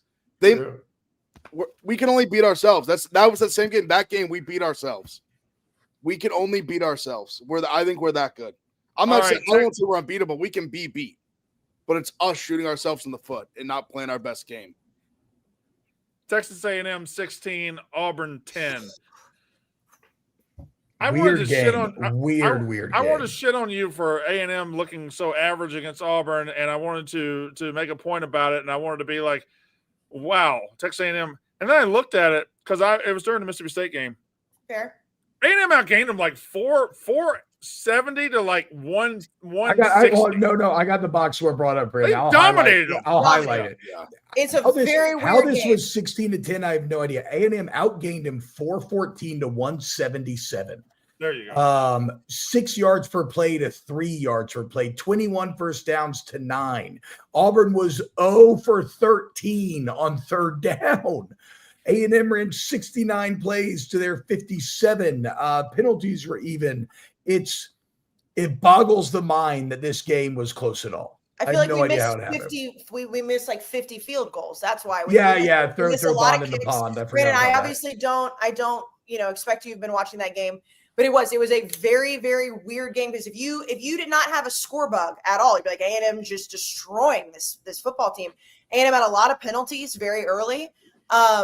But this just speaks to, and I mean, listen, like we'll see what happens moving forward. It's the first time A&M's been 4-0 since 2016, and I know A&M 8-4, all that stuff. But this is where these are the types of games that in recent history with other coaches that A&M would have probably lost, even though they outgained the way that they did. I come away feeling fine. They didn't cover the game. Who fucking cares? A win's a win. It was ugly. Wins a win. And I just love Marcel Reed. I think Marcel Reed, I know people are giving him his credit after the Notre Dame game, but I think he's incredible. He made a couple mistakes tonight, but Le'Veon Moss, everything that A&M had going on offense, it was a weird, ugly game, but who fucking cares? We won right here. So we often get so tied up in what a team does from week to week basis, and we need to give credit to one that bounced back today. Illinois gets beat 63-10. Hold on, I'm sorry again. No, sorry. On Auburn, real quick. What the fuck, Hugh Freeze? You have an offense with Cam Coleman. Please. You have an offense with all these. You have an offense with all these fucking weapons, and you can't do shit. Jackson Arnold's on his ass at all constantly. It's terrible. It's terrible. Jackson Arnold, man. Jackson Arnold is honestly, A&M didn't score. Like, they left a ton of points on the board, but in the second half, especially late in the second half, they got so conservative because they were like, please show me you can have one drive. They couldn't pick up a first down. The lack of respect they had from him was like, please go ahead. I dare you to throw the ball. And he can't. He has no pocket. I mean, they were blocking for him. He has no pocket presence at all. He takes a million sacks. He is terrible. It took that, like me and Nikki Smokes were in the cake. We both had Auburn with the points. And we were sitting there. I had no faith. I was like, we need a turnover. That's the only way they're going to cover this game. They got the big turnover. Even when he got tackled in the 2, I was like, I don't know if they're going to score this touchdown right now. That was how little faith I had in them. Their offense they have a very, very good defense. Their offense is atrocious. They're the Cleveland Browns. Cam Coleman and Eric Singleton in that receiver room, and they can't fucking produce. He's also just bitches so much. He's always bitching. He's always on the sidelines bitching like a bitch. It's also to me, it's bizarre that Hugh Freeze, the offensive guru that he was at Ole Miss, gets to Auburn and just rolls with Peyton Thorne and then gets Jackson Arnold and like he just can't get quarterback right. And I think it's hilarious. I think it's fantastic. Auburn's another one that a couple more losses like that, they get in the coaching search too. So now let's talk about Illinois because I agree. They're awesome. I actually had another team I want to talk about first because they came up in chat. So I'm going to say a statement. And I want you to fill in the blank. And I'll give everybody a chance at it. The worst good team in the country. The worst good team in the country is blank. Georgia Tech. The game is over because Liam Blutman has said it immediately.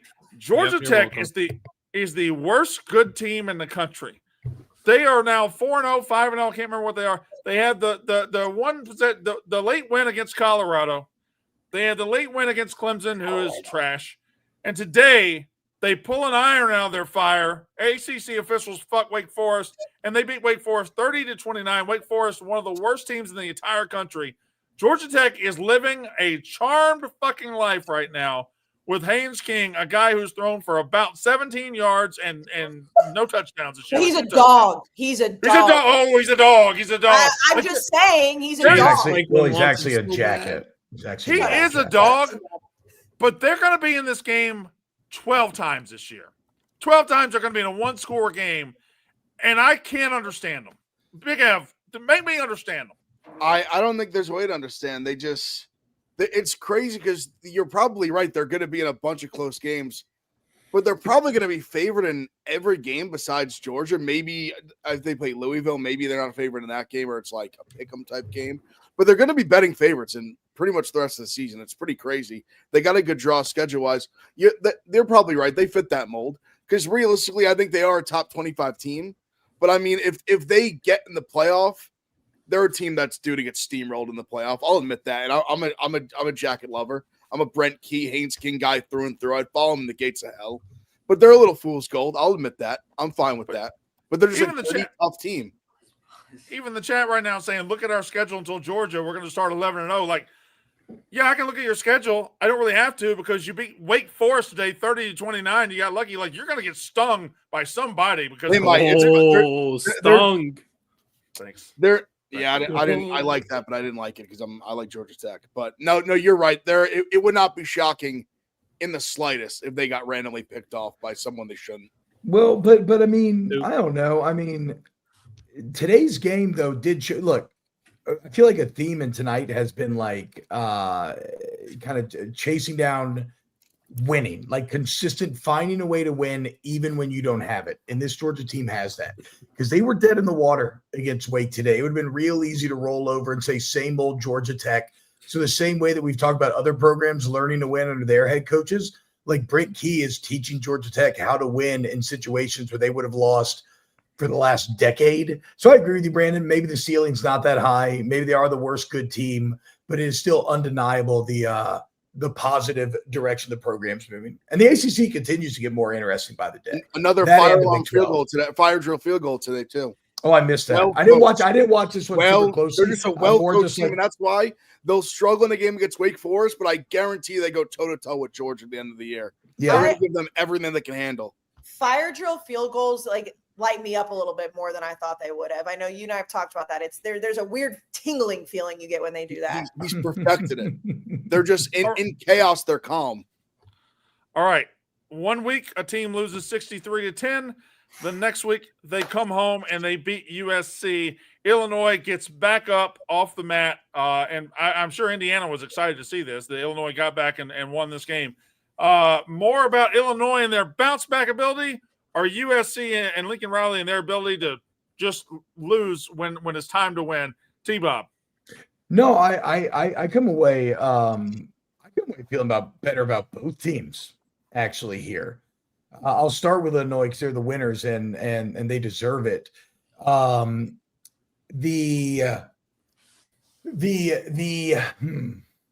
The consistency with which Illinois played today was really stupendous, especially offensively. Now, they did have a major couple of errors right before the half. They could have gone up 21-7, get the ball back. They end up fumbling the ball. They had the 2 red zone turnovers, which ended up changing the tenor of this game. Yeah, Ev, go ahead. Did I miss something? They got fucked on that call, no? Am I crazy? On the one right before the first half? Yes. Did I miss it? Like, I was rocking quad box, so I looked away after the fumble. I thought he was laying fully on the ground. I don't know if really? Maybe moving slightly early. I don't know if we just missed it in the chaos, but we both were like freaking out. Like, he was down. I wanted I would get a pulse on that. I wasn't like my phone was like dead on the way I was charging. I wasn't really like on Twitter while it was going on to get like what everyone else was saying about it. I just didn't know if everyone else saw that and was thinking the same thing. Because I just accepted it. I accepted it. I saw it. I like flipped over. I had the quad box. I changed the audio to another game, and I was just like, "Oh, they fumbled, whatever." So I don't know. I don't know either. I thought that. Oh, go ahead, Bob. I was just gonna say I want to go to every FBS team in the country except USC and just tell players, "Hey, man, when you've got numbers like that, think of this." When you're running downfield and there's so much green grass and you've got a little 3-man weave action going on, think of it like it's layup lines in a basketball game. Think of it like it's a fast break in basketball and toss the rock over to a faster teammate. Toss the rock over and let the man – like USC has the easiest touchdown right there if Big Fella just tosses the rock over, and he's got a convoy. He's got 3 guys right there, and it's perfect. It's GG's. More teams need to understand that it's a concept so simple yet lost on the entirety of football. It is kind of that's kind of anathema to most coaches, right? It's a little freewheeling with the ball, but whatever. That's a conversation for another day. Give Ed Reed that motherfucker and let him cook. Yeah, but remember Reggie tried it. I can run that. That was the all-state running back in high school. Give him the rock. Reggie randomly tried it in the Natty against Texas back in the day, though, and it fucked up. That was a little different, though, than what he's saying. Yeah, no, I agree. That was stupid. Reggie thing was stupid. He just got way over his skis. I will say about Illinois today, and obviously, Ev, we were there. We saw, coming back from a 50-point loss and, being able to get up in the crowd and, you have Matt Leinart on stage and he's talking shit. And the fact that, that Illinois team, fans and all that aside, the fact that Illinois was able to do what they were today, despite having multiple fumbles in the end zone, multiple mistakes. Luke Altmaier, I said this last week, and I know people were giving me shit when I said that I think Illinois' offensive line is good, despite them looking like shit last week. It's a good take, very good take. Yeah, Illinois' offensive line looked really good today. Yep. What is going on with your ass crack right now? That's got to be a bit. That's crazy. Brandon, Jesus Christ. That is crazy. That is. No, I don't know. I don't think that was a bit. I don't think that. Yeah, people that are listening on audio right now don't realize that it's 12:45 in the morning, and Brandon Walker just showed us his ass crack. That was insane. All right, Kayce, you're next. Go ahead. No, look, I think my point being that the all the takes last week, because Indiana beat the fucking doors off them. We know that. But all the criticism that we saw, and whether that speaks to how good Indiana is or not, what Illinois did today against USC, the offensive line showed back up, they showed heart, and all those mistakes, that's a lot of times you're going to see teams fold when they have those mistakes. And USC is a good football team. And it just, it worked out. Really. So this is what I want to say. So you're 1,000% correct on the O-line. That's something I should have led with, and I didn't. Their bounce back was incredible. Secondly, Luke Altmaier remains one of, if not the best high pressure quarterback in the country. I think he might have led the country in game winning drives last season. It's like a literal skill set with him, like a Baker Mayfield level skill set. He did it again today. And then on the USC front, I come away encouraged. There were multiple times where Illinois went up 2 scores in that second half where I fully expected USC to roll over and fold. Like I thought they were done. And yet they kept fighting. They find a way. Why am I blanking on the receiver's name? That was dominant in the second half, took over. The badass touchdown. Makai Lemon. Thank you. Yes. I actually came away thinking like, wow, if the USC showed me a toughness here that I did not think that they had, but they just gave the ball back to Luke Altmaier when it mattered most. And well, Altmaier's really good. This was a sad field storming though. Yeah, I don't know. Yeah, probably it was a sad field storming. No, but I mean they were a touchdown dog. They got beat by 53 last week. Let them have it. But that's what I'm saying. But that's why it's funny. This just the field storming empowered Indiana fans. I just have a ton of respect for the resilience. I think it shows lots of Brett Bielema and the culture, and I mean them to get off the mat and respond like that was incredible. But at the same time, it also showed like we were convinced that USC was potentially like these world beaters because they scored a bunch of points against Purdue. They didn't even score that many points against Purdue and fucking Michigan State. They're soft football. I mean, Illinois should have won by more. Like Illinois left a bunch of points on the. Well, they had the 2 red zone turnovers, right? Like that changed the entire. They fumbled on going in on their own like 5-yard line twice. Yeah, I know. T-Bob, can I push back on something? Yeah, the USC thing. Yeah, that you're encouraged by USC and it's just showing fight and all that. And I guess in a vacuum, maybe you could say that, but they went on the road in the Big Ten and they're going to have to do that. They're going to have to go east and they're going to have to win games. And they immediately lose to a team that got absolute shit pumped last week by 53 points. Like Indiana showed the difference in Indiana and Illinois, and then USC walks into Illinois and just lets them win. Like I'm not impressed with that. Well, I think I'm more. I think it's maybe a function of my expectations for USC, which were not high to begin with, and then it's the rhythm of the game because twice Illinois went up by 14 in that second half, and I thought USC just would have packed it up and gone home because Lincoln Riley teams kind of tend to do that, and they didn't, and they damn near pulled it off, but just not. So I think that's how I arrived there. I'm not saying that USC is like very good or anything. It just felt like same old for USC. Yeah, they beat Purdue on the road earlier this season, but their one road win in the Big Ten last year was against UCLA. Any time that they went out Midwest or East, they lost, and they lost in disappointing fashion, and they did it again. Like, I don't know. I can't help but feel if I was like rooting for USC, I can't help but feel extremely sour about it and think, hey, this is going the same way again. Like Lincoln sold us false goods at the beginning of the year. We're beating the inferior teams, but when we're getting out Midwest, we can't take care of an Illinois team that just gave up 60 plus to Indiana. We have this offensive guru. We've got his guy that we're so high on at quarterback. We've got nasty playmakers everywhere. They've got a sick 1-2 punch at running back with Waymond and Sanders. And they've got Makai Lemon. Jacoby Lane's been hurt and everything, but they have way too much talent to say, hey, good fight, tough loss at Illinois, tough one. That ain't USC. All right, we're going on an hour and a half, and we're stuck in mud here a little bit. Good. It's a big day, dude. If there's ever a day to go long, this is the day. All right. Everybody, quit yelling. You got some. T-Bob, did you want to talk about hard dicks? I do. I love talking about hard dicks, Brandon. I think about them often. I enjoy having them myself. Have better sex with Blue Chew.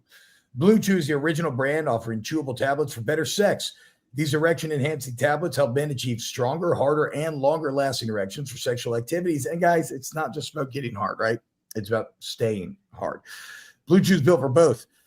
Guys, you want to be ready when she needs it, okay? And guess what? We're going to give you your first month of Blue Chew free. Great sex is just a few clicks away. You go to BlueChew.com. Consult with their licensed medical providers, and once you're approved, you'll receive a prescription within days. Blue Chew tablets are made in the USA, prepared to ship directly to your door. The best part, it's all done online, okay? No visits to the doctor's office, no awkward conversations, no waiting at the pharmacy. Because, guys, this is not just about performance. It's about legacy or third legacy. When you lay down with Blue Chew, you're not just making memories, you're shifting paradigms. Elevate your game and become a case study in evolution. Discover your options at BlueChew.com. It's BlueChew.com. Again, especially for our listeners, always first month of Blue Chew is free when you use the promo code Roughness at checkout and pay just $5 for shipping. That's it. Join Blue Chew's global mission to help make better sex a dominant drive of modern society. That's right, guys. We're going to fuck our way into a utopia. Head to BlueChew.com for details and safety info. Huge thanks to Blue Chew for sponsoring this revolution. Was my whole ass out? Yeah. Did you not know that? Was that a joke? I just thought the top was going to be out. No, There was a lot out. Whole ass. There's a lot of ass out. No, you don't delete delete that. it. No, don't delete it. Well, now that you verbalized it, I didn't know it was that bad. I thought it was just going to be supposed to be the top. No, you can't delete it on Viva. It was a fair amount of ass. I'm talking about on I Roughness. didn't say it was on. Is it on Viva? Oh, it's on Viva. Yeah, it's on It says Viva. almost a full moon tonight on Unnecessary Roughness. Oh, it's I didn't already even- on Viva, so it's already done. Yeah, That that's fine. means Brandon, that your already- ass is just out, bro. yeah, That's that fine. means the Lions are going to win again because they don't lose when that kind moon's out. Guys, to your point, the LSU people may be changing or turning because I just received this meme, and it's Les Miles slowly morphing into Brian Kelly. Well, yeah, So maybe y'all are onto something. he stinks. It's really rich. He probably smells good. All right, let's see. Quickly, we'll get to winners and losers of the weekend and our shit list. Indiana 20, Iowa 15. There was a moment there I thought Iowa was going to be the first. They were going to embarrass Cincinnati. They did not. Here's one. We got to talk about this. Notre Dame 56, Arkansas 13. I famously said take Arkansas plus 4.5. That didn't seem to be correct. More about Arkansas. No, you know what? It was entirely about Arkansas. I don't even want to ask that question. It was entirely about Arkansas. There were. If you watch Notre Dame's offense operating today, and Notre Dame has a good offense, the quarterback's good, the running back's good. They were operating in space that shouldn't exist on a football field. Yeah, there were a couple terrible touchdowns. They were throwing the ball to guys who looked around for. Is there seriously nobody going to cover me? Like they were operating with these avenues and these lanes that just should not exist in a Division I college football field. Sam Pittman should be fired in the morning. And anything less than that, Arkansas is not serious about football. Ev, do you think he'll be fired in the morning? I think it's possible. I think there's no shot he survives the season. Brandon said it. There was patches of green grass so big I'd never seen them before on a football field. It was astonishing the way that these receivers, especially when they were setting up screens, oh my God, they were just gashing them with screens. It was insane. But they ran whatever they wanted. It didn't matter. They could have ran literally any play in the playbook, and they were just going to pick up chunk yardage. They're the worst defense. They're one of the worst Power 4 defenses I can remember. Like everyone gashes them. Everyone. I get so tired of whiny fucking bitches in the chat. ND Marauder says, "Oh yes, Brandon, give Notre Dame no credit. You went to the national title game last year, and you want fucking credit for beating Arkansas. You want me to suck you off for beating Arkansas. You want me to stop the podcast? He wants a nice blowjob. He just wants a nice look good blowjob. today. You did say Arkansas was going to win, dude, so maybe you should suck a stick. I'll tell you what, next time y'all just break my rhythm entirely. I was going to be a good one, and you both fucked it up. Casey, you dumb motherfucker. T-Bob, you dumb motherfucker. I was just getting going, and y'all had to say your stupid little ass jokes. Do you want to rant on me? No, shut the fuck up. Shut the Go off. Go off. I want you. No, you shut the fuck up too. How about this? CJ Carr, pretty fucking good. No, fuck him. Pretty fuck fucking him good. And fuck Notre Dame fans, okay? Fuck them. They're all like, oh, you got to give us credit. Shut the fuck up. Now I can't get it back. I tried to set you back up for it with the CJ. No, Brandon, Notre Dame fans are total scumbags. I agree. They're fucking assholes. They really are. Give us Like, they're- attention. I'll never forget going to that Wisconsin Notre Dame show we did. They are genuinely some of the most low-light pieces of shit fans we have in the sport. The most pompous, pretentious. They haven't won anything in 100 years.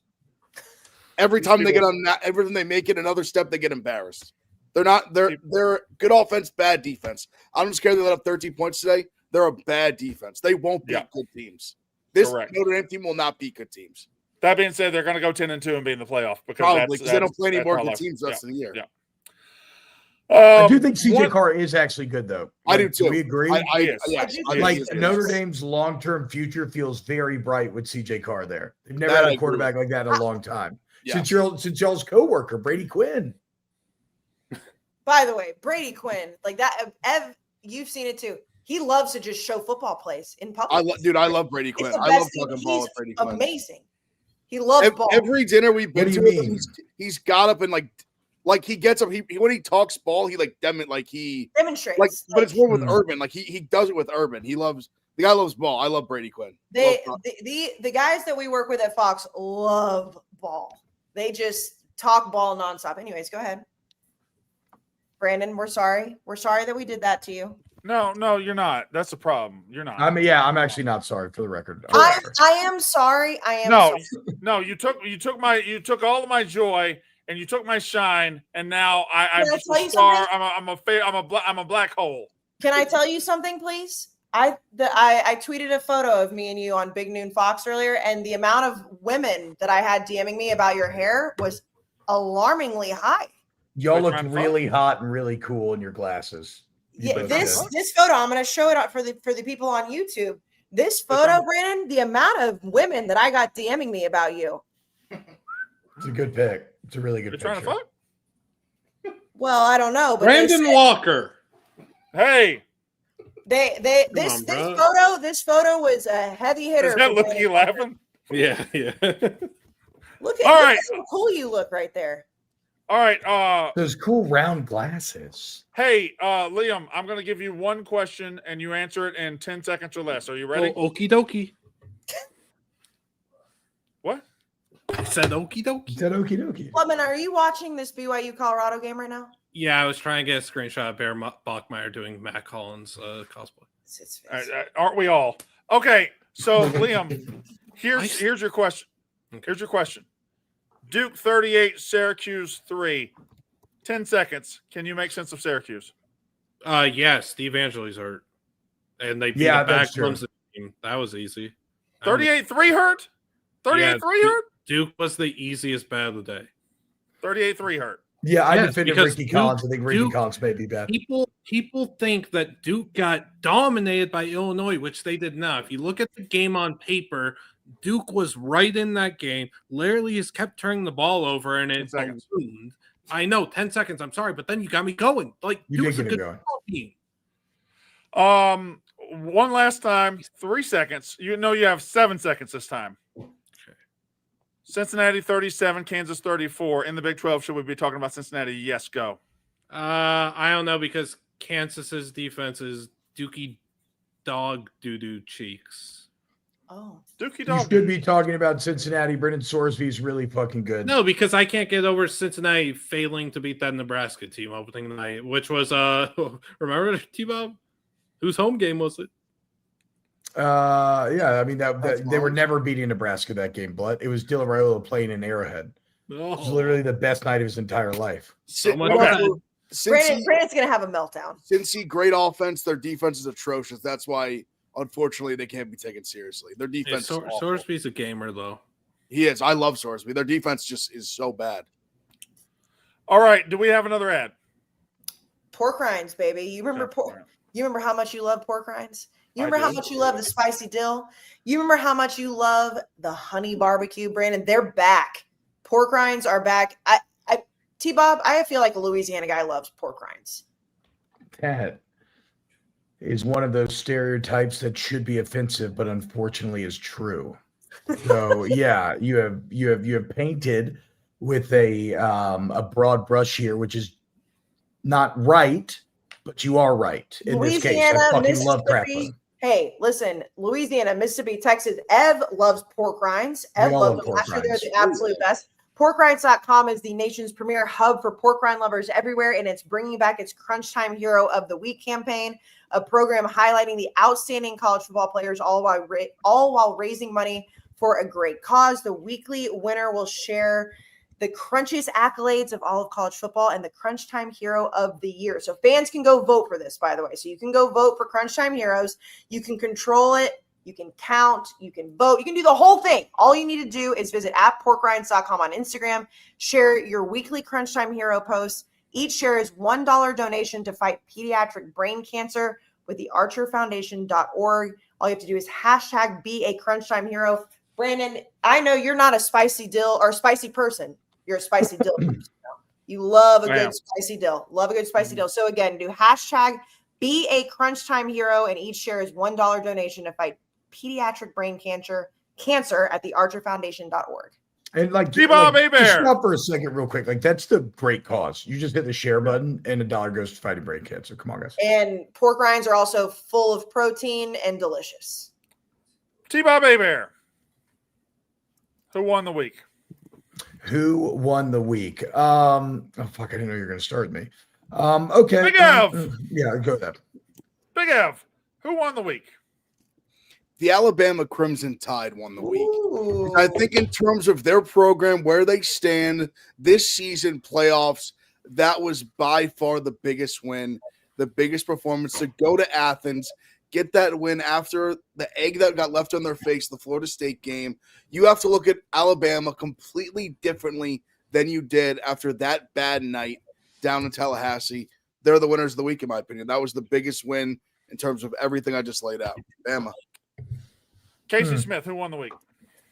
I'm going to say the Oregon Ducks, and it's more so because I think Penn State lost, but I also think Oregon, with Dan Lanning and everything that they're doing, Dante Moore, that game, and it's recency bias because it was late at night. It was the primetime game, which all eyes locked on it. It was a stinker early on. It was so close, so slow, so boring, and all of a sudden it became an instant classic.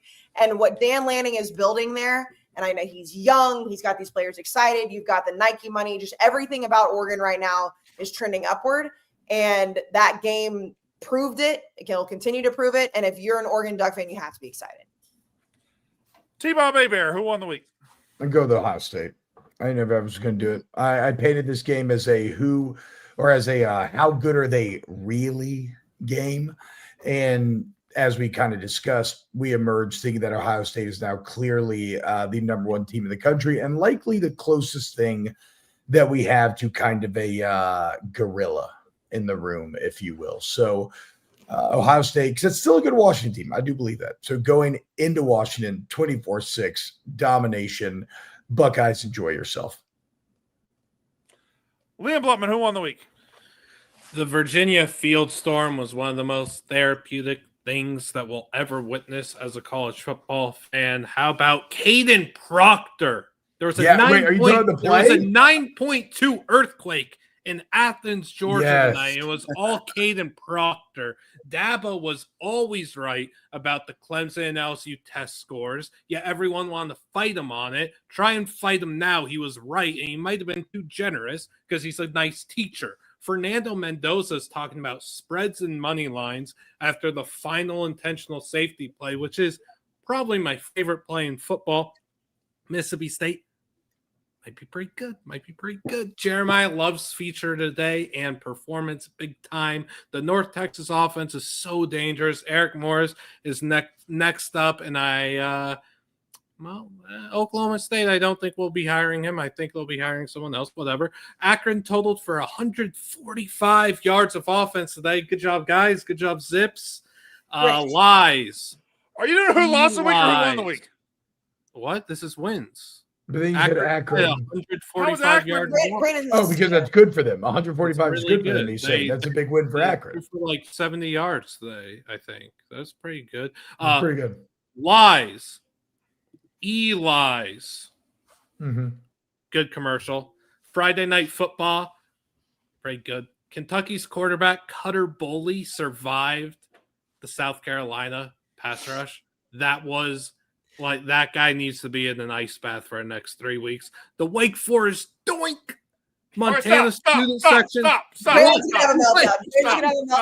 These are a lot of winners. Fucking stop. Stop. We have done this segment for 6 goddamn years. And for 6 years, 7 years. And we have, at the end of the show, we highlight one team who has risen above all the rest in college football. We just spent 2 hours talking about all the other teams. We highlight one team that rises above everybody else, and they won the week. 47 people can't win the week. Well, 17 do, and that's the beauty of college football is that we could talk for 2 hours and still not come close to covering the masses of the sport. And I've done a good job here because I've cut the list down significantly. I could go longer and longer. Montana's student section eating a bunch of pizza was a really funny visual. The president delivered it. That was very fun. Javon Tracy's reach. I don't know who was watching Minnesota Rutgers. I saw your highlight, Blood. It was a great reach. It was so sick. Matt Patricia's pencil, Ohio State's defense. Ty Simpson might actually be a demon. Kalen DeBoer and Ryan Gruber getting it right. Kalen DeBoer is 7-1 versus top 10 teams. I wish that the hosts of our podcast loved college football as much as me and the Big Noon guys. What about Doug? What about Doug and the Limu Emu? Because they're still around. I hate that. They're getting new commercials all the time. Dude. Yeah, I don't understand how. I like going nowhere. I want to put that on a record. Don't get me started again. I still got losers. That's Brandon's got to put his headphones back on. Arkansas fans won the week because Bobby Petrino is going to be their head coach again. It is a crazy roundabout world how that works. Life comes at you fast. Brandon Walker, who won the week? Thank you. And the reason we do one team, Liam, is because we want to give them as many flowers as possible. There's always a gold medalist. There's a gold medalist, and this week it's the Virginia Cavaliers. And on Friday night, 30 years, almost to the night, they beat a huge top 5, number 2 Florida State. They do it again wearing the 1995 throwbacks. And they did it in a game that was entertaining from start to finish. They jumped out on them, and then they gave it up. Then there were these calls, and then there was this, the 11-yard bubble and this and that. Chandler Morris is throwing picks. He's also doing miracle runs. Like, he's great. Everybody's great. Castellanos has got miracle play after miracle play. He makes one of the most unbelievable fourth down plays we've ever seen. And ultimately, Virginia wins and has the field storm. And that is what separates college football from the NFL, that moment right there. And that is why Virginia won the week. By the way, I think it was Lukey. I assume, Liam, I'm sorry if you did this as well. But the way that Lukey grabbed the 4 of our tweets immediately and made a graphic, and we all were basically saying the same thing about field storming was great. I just want to give a little bit of a shout out to the producers, okay? Big Av, who lost the week? T-Bob, I hate to do this. I think it's LSU. Okay, I can take it. And the reason for that is because I think going into the year, I really genuinely believed in my heart and in my brain that they were national title contenders. Yeah. After watching them play football a few times, I no longer believe that. I'm not saying they're like a horrible team or anything. They have a championship defense, that I believe. But their offense is just so bad that I think we're crawling into fraud territory. No, you're right. You don't have to LSU, apologize for telling the truth. A guy who says loves going to LSU, loves visiting, everything about the school, everything. Just I think they might be frauds. I'm sorry. Yeah, no, fair on all counts. Fair on all counts. Oh, also Ben Mintz won the week, Brandon. He always does. Kayce, who lost the week? Well, I'm gonna do this whole game, and I'm sorry to do it. I don't want to do it. I just don't like James Franklin. I don't like James Franklin. I'm sure Drew Aller is a really nice kid, but there's something about it's because of Brandon Walker. If Drew Aller could ever hear this, which he never will, the only reason I don't like you is because I don't like Brandon Walker. There's something about this team that is I'm sorry. I said this in the group text. I am a generational hater. When Penn State fans started booing the offense and booing Drew Aller, there was something in me that should not have been as excited. Like, I don't fucking care about Penn State. But no, Penn State lost the week. They had an unbelievable comeback. Oregon was my winner for a reason. It was great. But at the end of the day, the same narrative. I'm texting with Jeff D'Lo right now. He's like, it's not even that we're bad. It's that we're not elite. And we need to be elite, and we can't with this current regime. And that is where these Penn State fans stand right now. And that's a really tough place to be because you're either there or you're not, and they keep trying to be there and they can't. And again, microcosm, walk-off, Drew Aller, interception, it's shit. And I'm sorry, Drew Aller. I'm sorry. It's a Brandon Walker thing. It's not a you thing. It's not a me thing. It's a Brandon Walker thing. T-Bob, who lost the week? The Auburn Tigers. Hugh Freeze is officially, I'm not talking firing done, but he is absolutely belief done. With that offense, to put up 125 through the air, 52 on the ground, 3 yards play. Again, guys, 0 of 13 on third down. You should trip and fall into a conversion if you have 13 opportunities. And where do you go from here? You're already kind of a laughing stock for consistently rolling through coaches. You thought Freeze was going to be the guy. You pay him. It's all far. You invest so Auburn doesn't get enough shit for this, Brandon. They're basically Texas A&M in terms of like the money that they invest and have little to nothing to show for it. They have a championship, I guess, but whatever. It was a while ago. It's just, I mean, what are they going to be paying another coach to not coach for them? Potentially now it's the I mean, look, there's a reason why Auburn has made that most rare of transitions as they now consider themselves a basketball school. And that's a sad place to be. They did. Yeah, exactly. Right. But now they have Stephen Pearl. Now they have Lesser Pearl. But yeah, it's just, so they fucking absolutely lost the week. Actually, they got forced nepotism on them, and their senator Tuberville vacated his spot, tried to run for governor, and their football team fucking sucks. They have nothing over him. The Yellowwood guy, he's done. Blubman, who lost the week? The Georgia Bowl. Is Georgia dogless?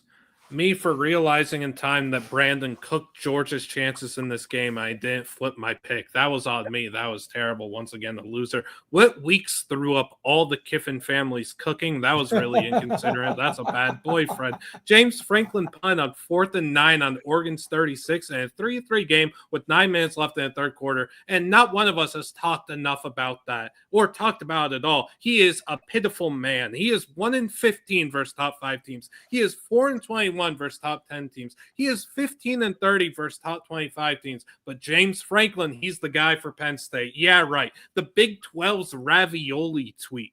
Pitt's special teams leading to horrendous loss. Probably the worst loss of the day if we're just talking about straight ball from a ball perspective. 100%. Pitt bottling that 17-0 lead in the fashion they did is absolutely pathetic. Holstein's been terrible. Colt Gonzalez probably doesn't have it as the backup either. Pitt's a mess. Losing that in the WVU game is wildly embarrassing. Florida State, as expected, overrated. Illinois storming the field's crazy. Stinking Lincoln. USA Ryder Cup. Holy moly, man. Yeah. Lane Kiffin said to bet the over, didn't come close. TCU's fourth quarter was a combination of offensive linemen forgetting how to play ball, Josh Hoover becoming Nathan Peterman, and just an absolute mess. Oregon State's collapse, terrible. 2025 Auburn is the 2025 Cleveland Browns. Sam Pittman's Arkansas tenure, actually probably a winner. You're going to get paid and we don't have to watch you coach anymore. Good for everyone involved. San Diego State 6, Northern Illinois 3. Fine. Brandon, who lost the week? Kirby Ulysses Smart. Mm-hmm. Kirby Smart is the best coach in the country. He's the best program builder, except when anybody is on the other sideline wearing Alabama gear. And it doesn't matter who it is at this point. It was Saban. We thought it was Saban, but now it's just Kalen DeBoer. And tonight he gives up the opportunity to tie the game. They hold Alabama scoreless in the fourth quarter. All you got to do is tie the game, and he can't lose in regulation, Kirby.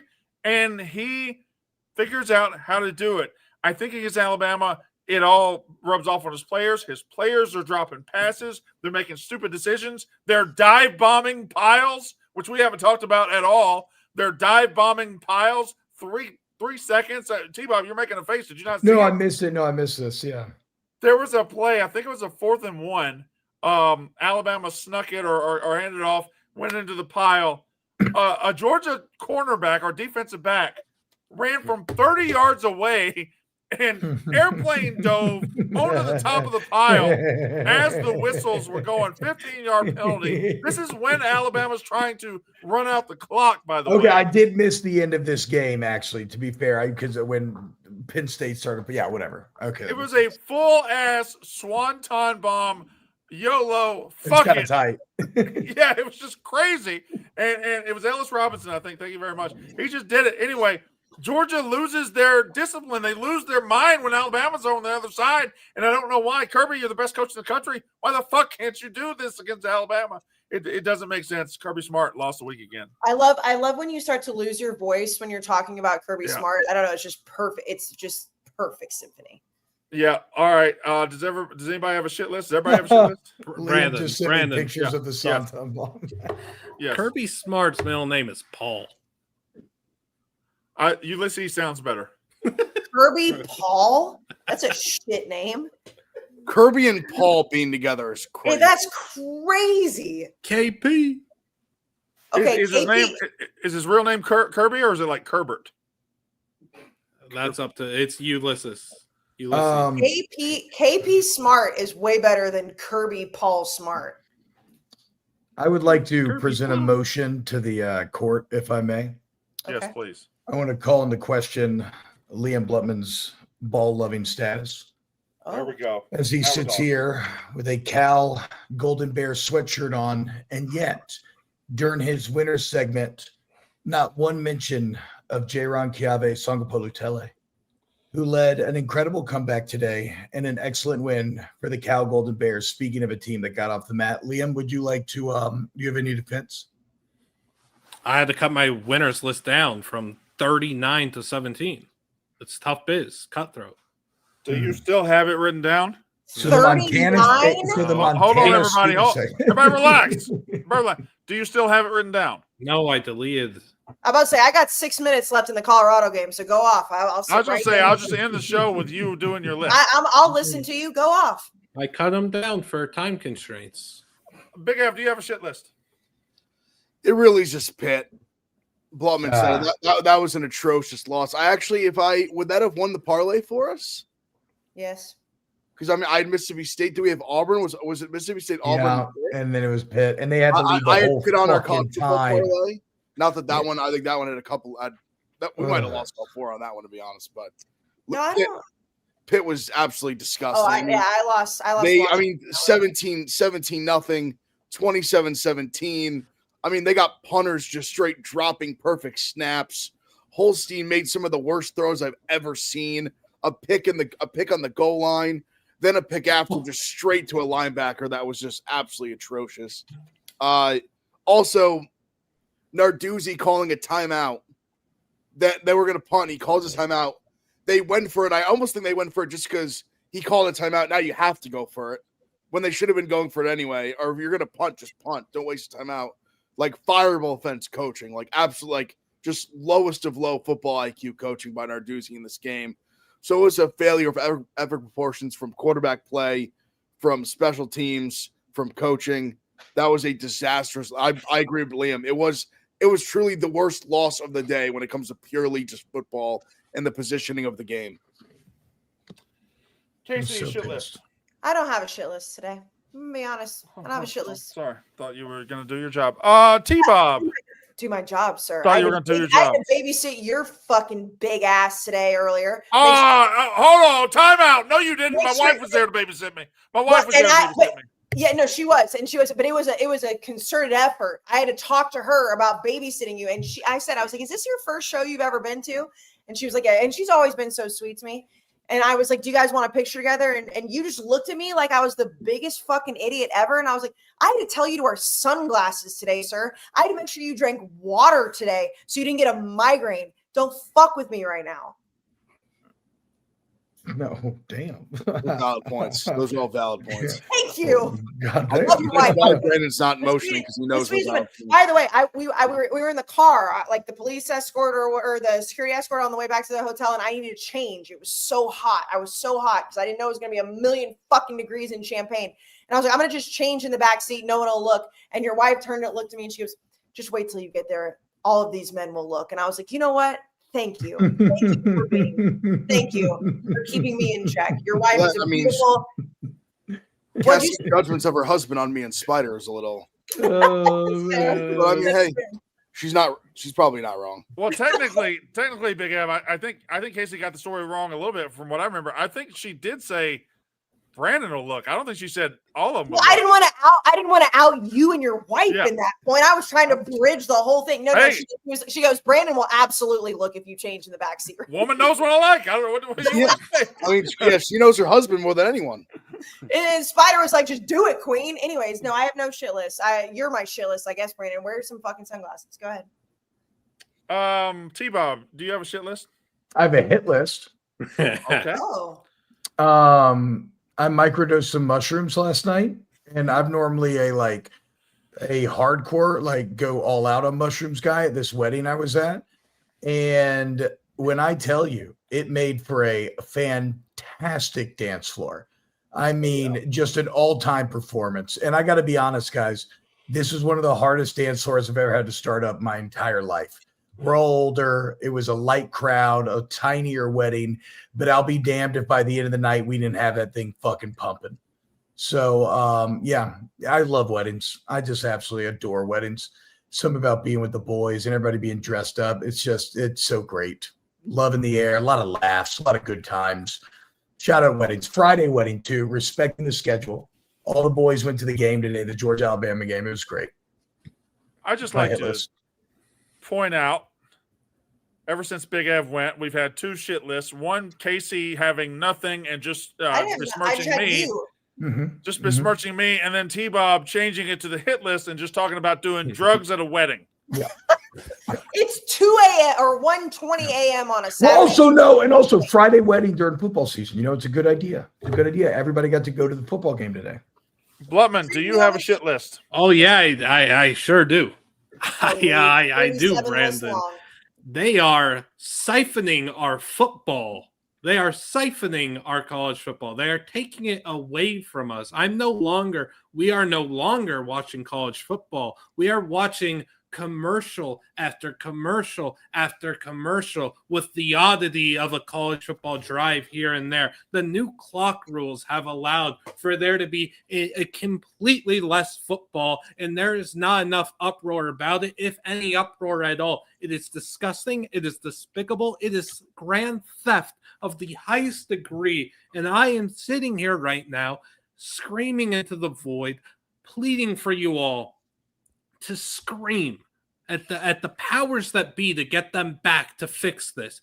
Change the clock rules back. Give us more football. If you look in the NFL, you're also getting less football because of the new kickoff rules where every drive seems to start at the 40, and your favorite players, the superstars, are getting opportunity to do less. They are taking away our football in multiple ways at both levels, and it's disgusting. It's abhorrent, and it needs to be fixed as soon as possible because this ain't right. It's not fair. The Ohio State-Washington viewing was a disgusting display of ads. Where's the ball? Where's the ball? Amen. Let me tell you about our next sponsor, guys. Tonight's show brought to you by... Where's the ball, Brandon? But you all agree, right? I'm not going mad, am I? No, but it's the way of the world, Liam. I mean, people complain about the ads on this podcast. It's what pays the bills. What can we do? You have to do so many commercials on radio, and people just bitch constantly. But yeah, But you could have your commercials as long as you're giving us the same amount of ball, which they're not, is what I'm saying. Because the clock runs so much quicker now, and we're getting less and less. And I could go into this for hours, and it's late, so no. Brandon. Do you have a shit list, Brandon? I do, because that is my job. All right. Fuck you. I have an experiment here. I have a pre-shit list. Oh? I have a predictive shit list. Oh, no. Like Minority Report? This is like a Minority Report thing? A Nostradamical shit list. Okay. And there exists, and Blutman, I know you'll agree, there exists a group of college football sports writers that fucking hate college football. Mm-hmm. Those sports writers hate college football. I'm talking about the Dan Wolkins of the world, the Pat Fortys of the world. These guys make their money on college football, but they do it by shitting on everything and shitting on college football fans and trying to make college football fans over the last 5 years feel bad for being football fans. They hate football. And what's going to happen over the next couple of days, I'm surprised it hasn't happened yet, is one of those guys will wake up from their East Coast lib nap that they take every fucking day. And one of those guys is going to wake up and he's going to see a Twitter video of that beautiful, chaotic, crazy, the ball. awesome, amazing field storm last night in Virginia. And what they're going to do, these punk-ass bitches, these bitches are going to take their typewriter or they're going to take their keyboard and they're going to go, I don't like these kids having fun. And they're going to do that, and they're going to tell you how you're a bad person because you like field storming and court storming, and they're going to tell you how dangerous it is, and they're going to tell you how stupid it is, and they're going to say Virginia should get fined $9 bajillion. And I'm saying right now, because they haven't said it yet, shut the fuck up. Shut the fuck up. This is what separates college football from everything else. That's my pre-shit list. You are so correct that Monday morning we're going to wake up and there's going to be some 2,000-word column about how they shouldn't have rushed the field as quick as they did. Absolutely. By the way, just made history with a pre-shit list. Blutman, I know you're watching it too. Minute 49 left in this Colorado BYU game, and it is crazy. What's the score? It's 24-21. Colorado is down, has the ball. So it's a whole thing going on, okay? What about this? First, what is a liberal nap, Brandon? Am I dreaming I just got going. Am I dreaming of like gender equality? Am I dreaming of like more Can we taxes? not? And secondly, how about the ball boy in the pit game? Was that the pit game? Yeah, true. What the fuck?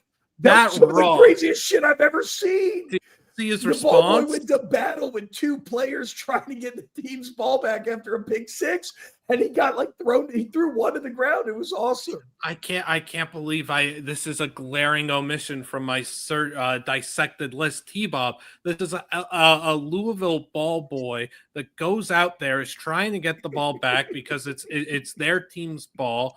Pitt's not letting them have it. A few years ago, Pitt had a similar instance where they took a Cincinnati ball and they were beefing with their ball boys, and Pitt might be the ball boy haters of the world. And this guy goes and tweets and Instagrams after saying, I got the ball though because I'm a dog.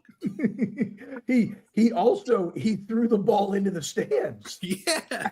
They fought over it. He said they got it back. He fucking chucked it into the stands, dude. It was one of those moments where I'm seeing it happen on TV and I'm just pointing like, wait, whoa.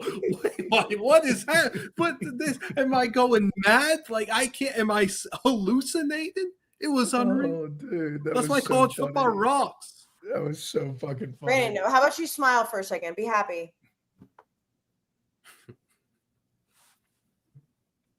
Okay.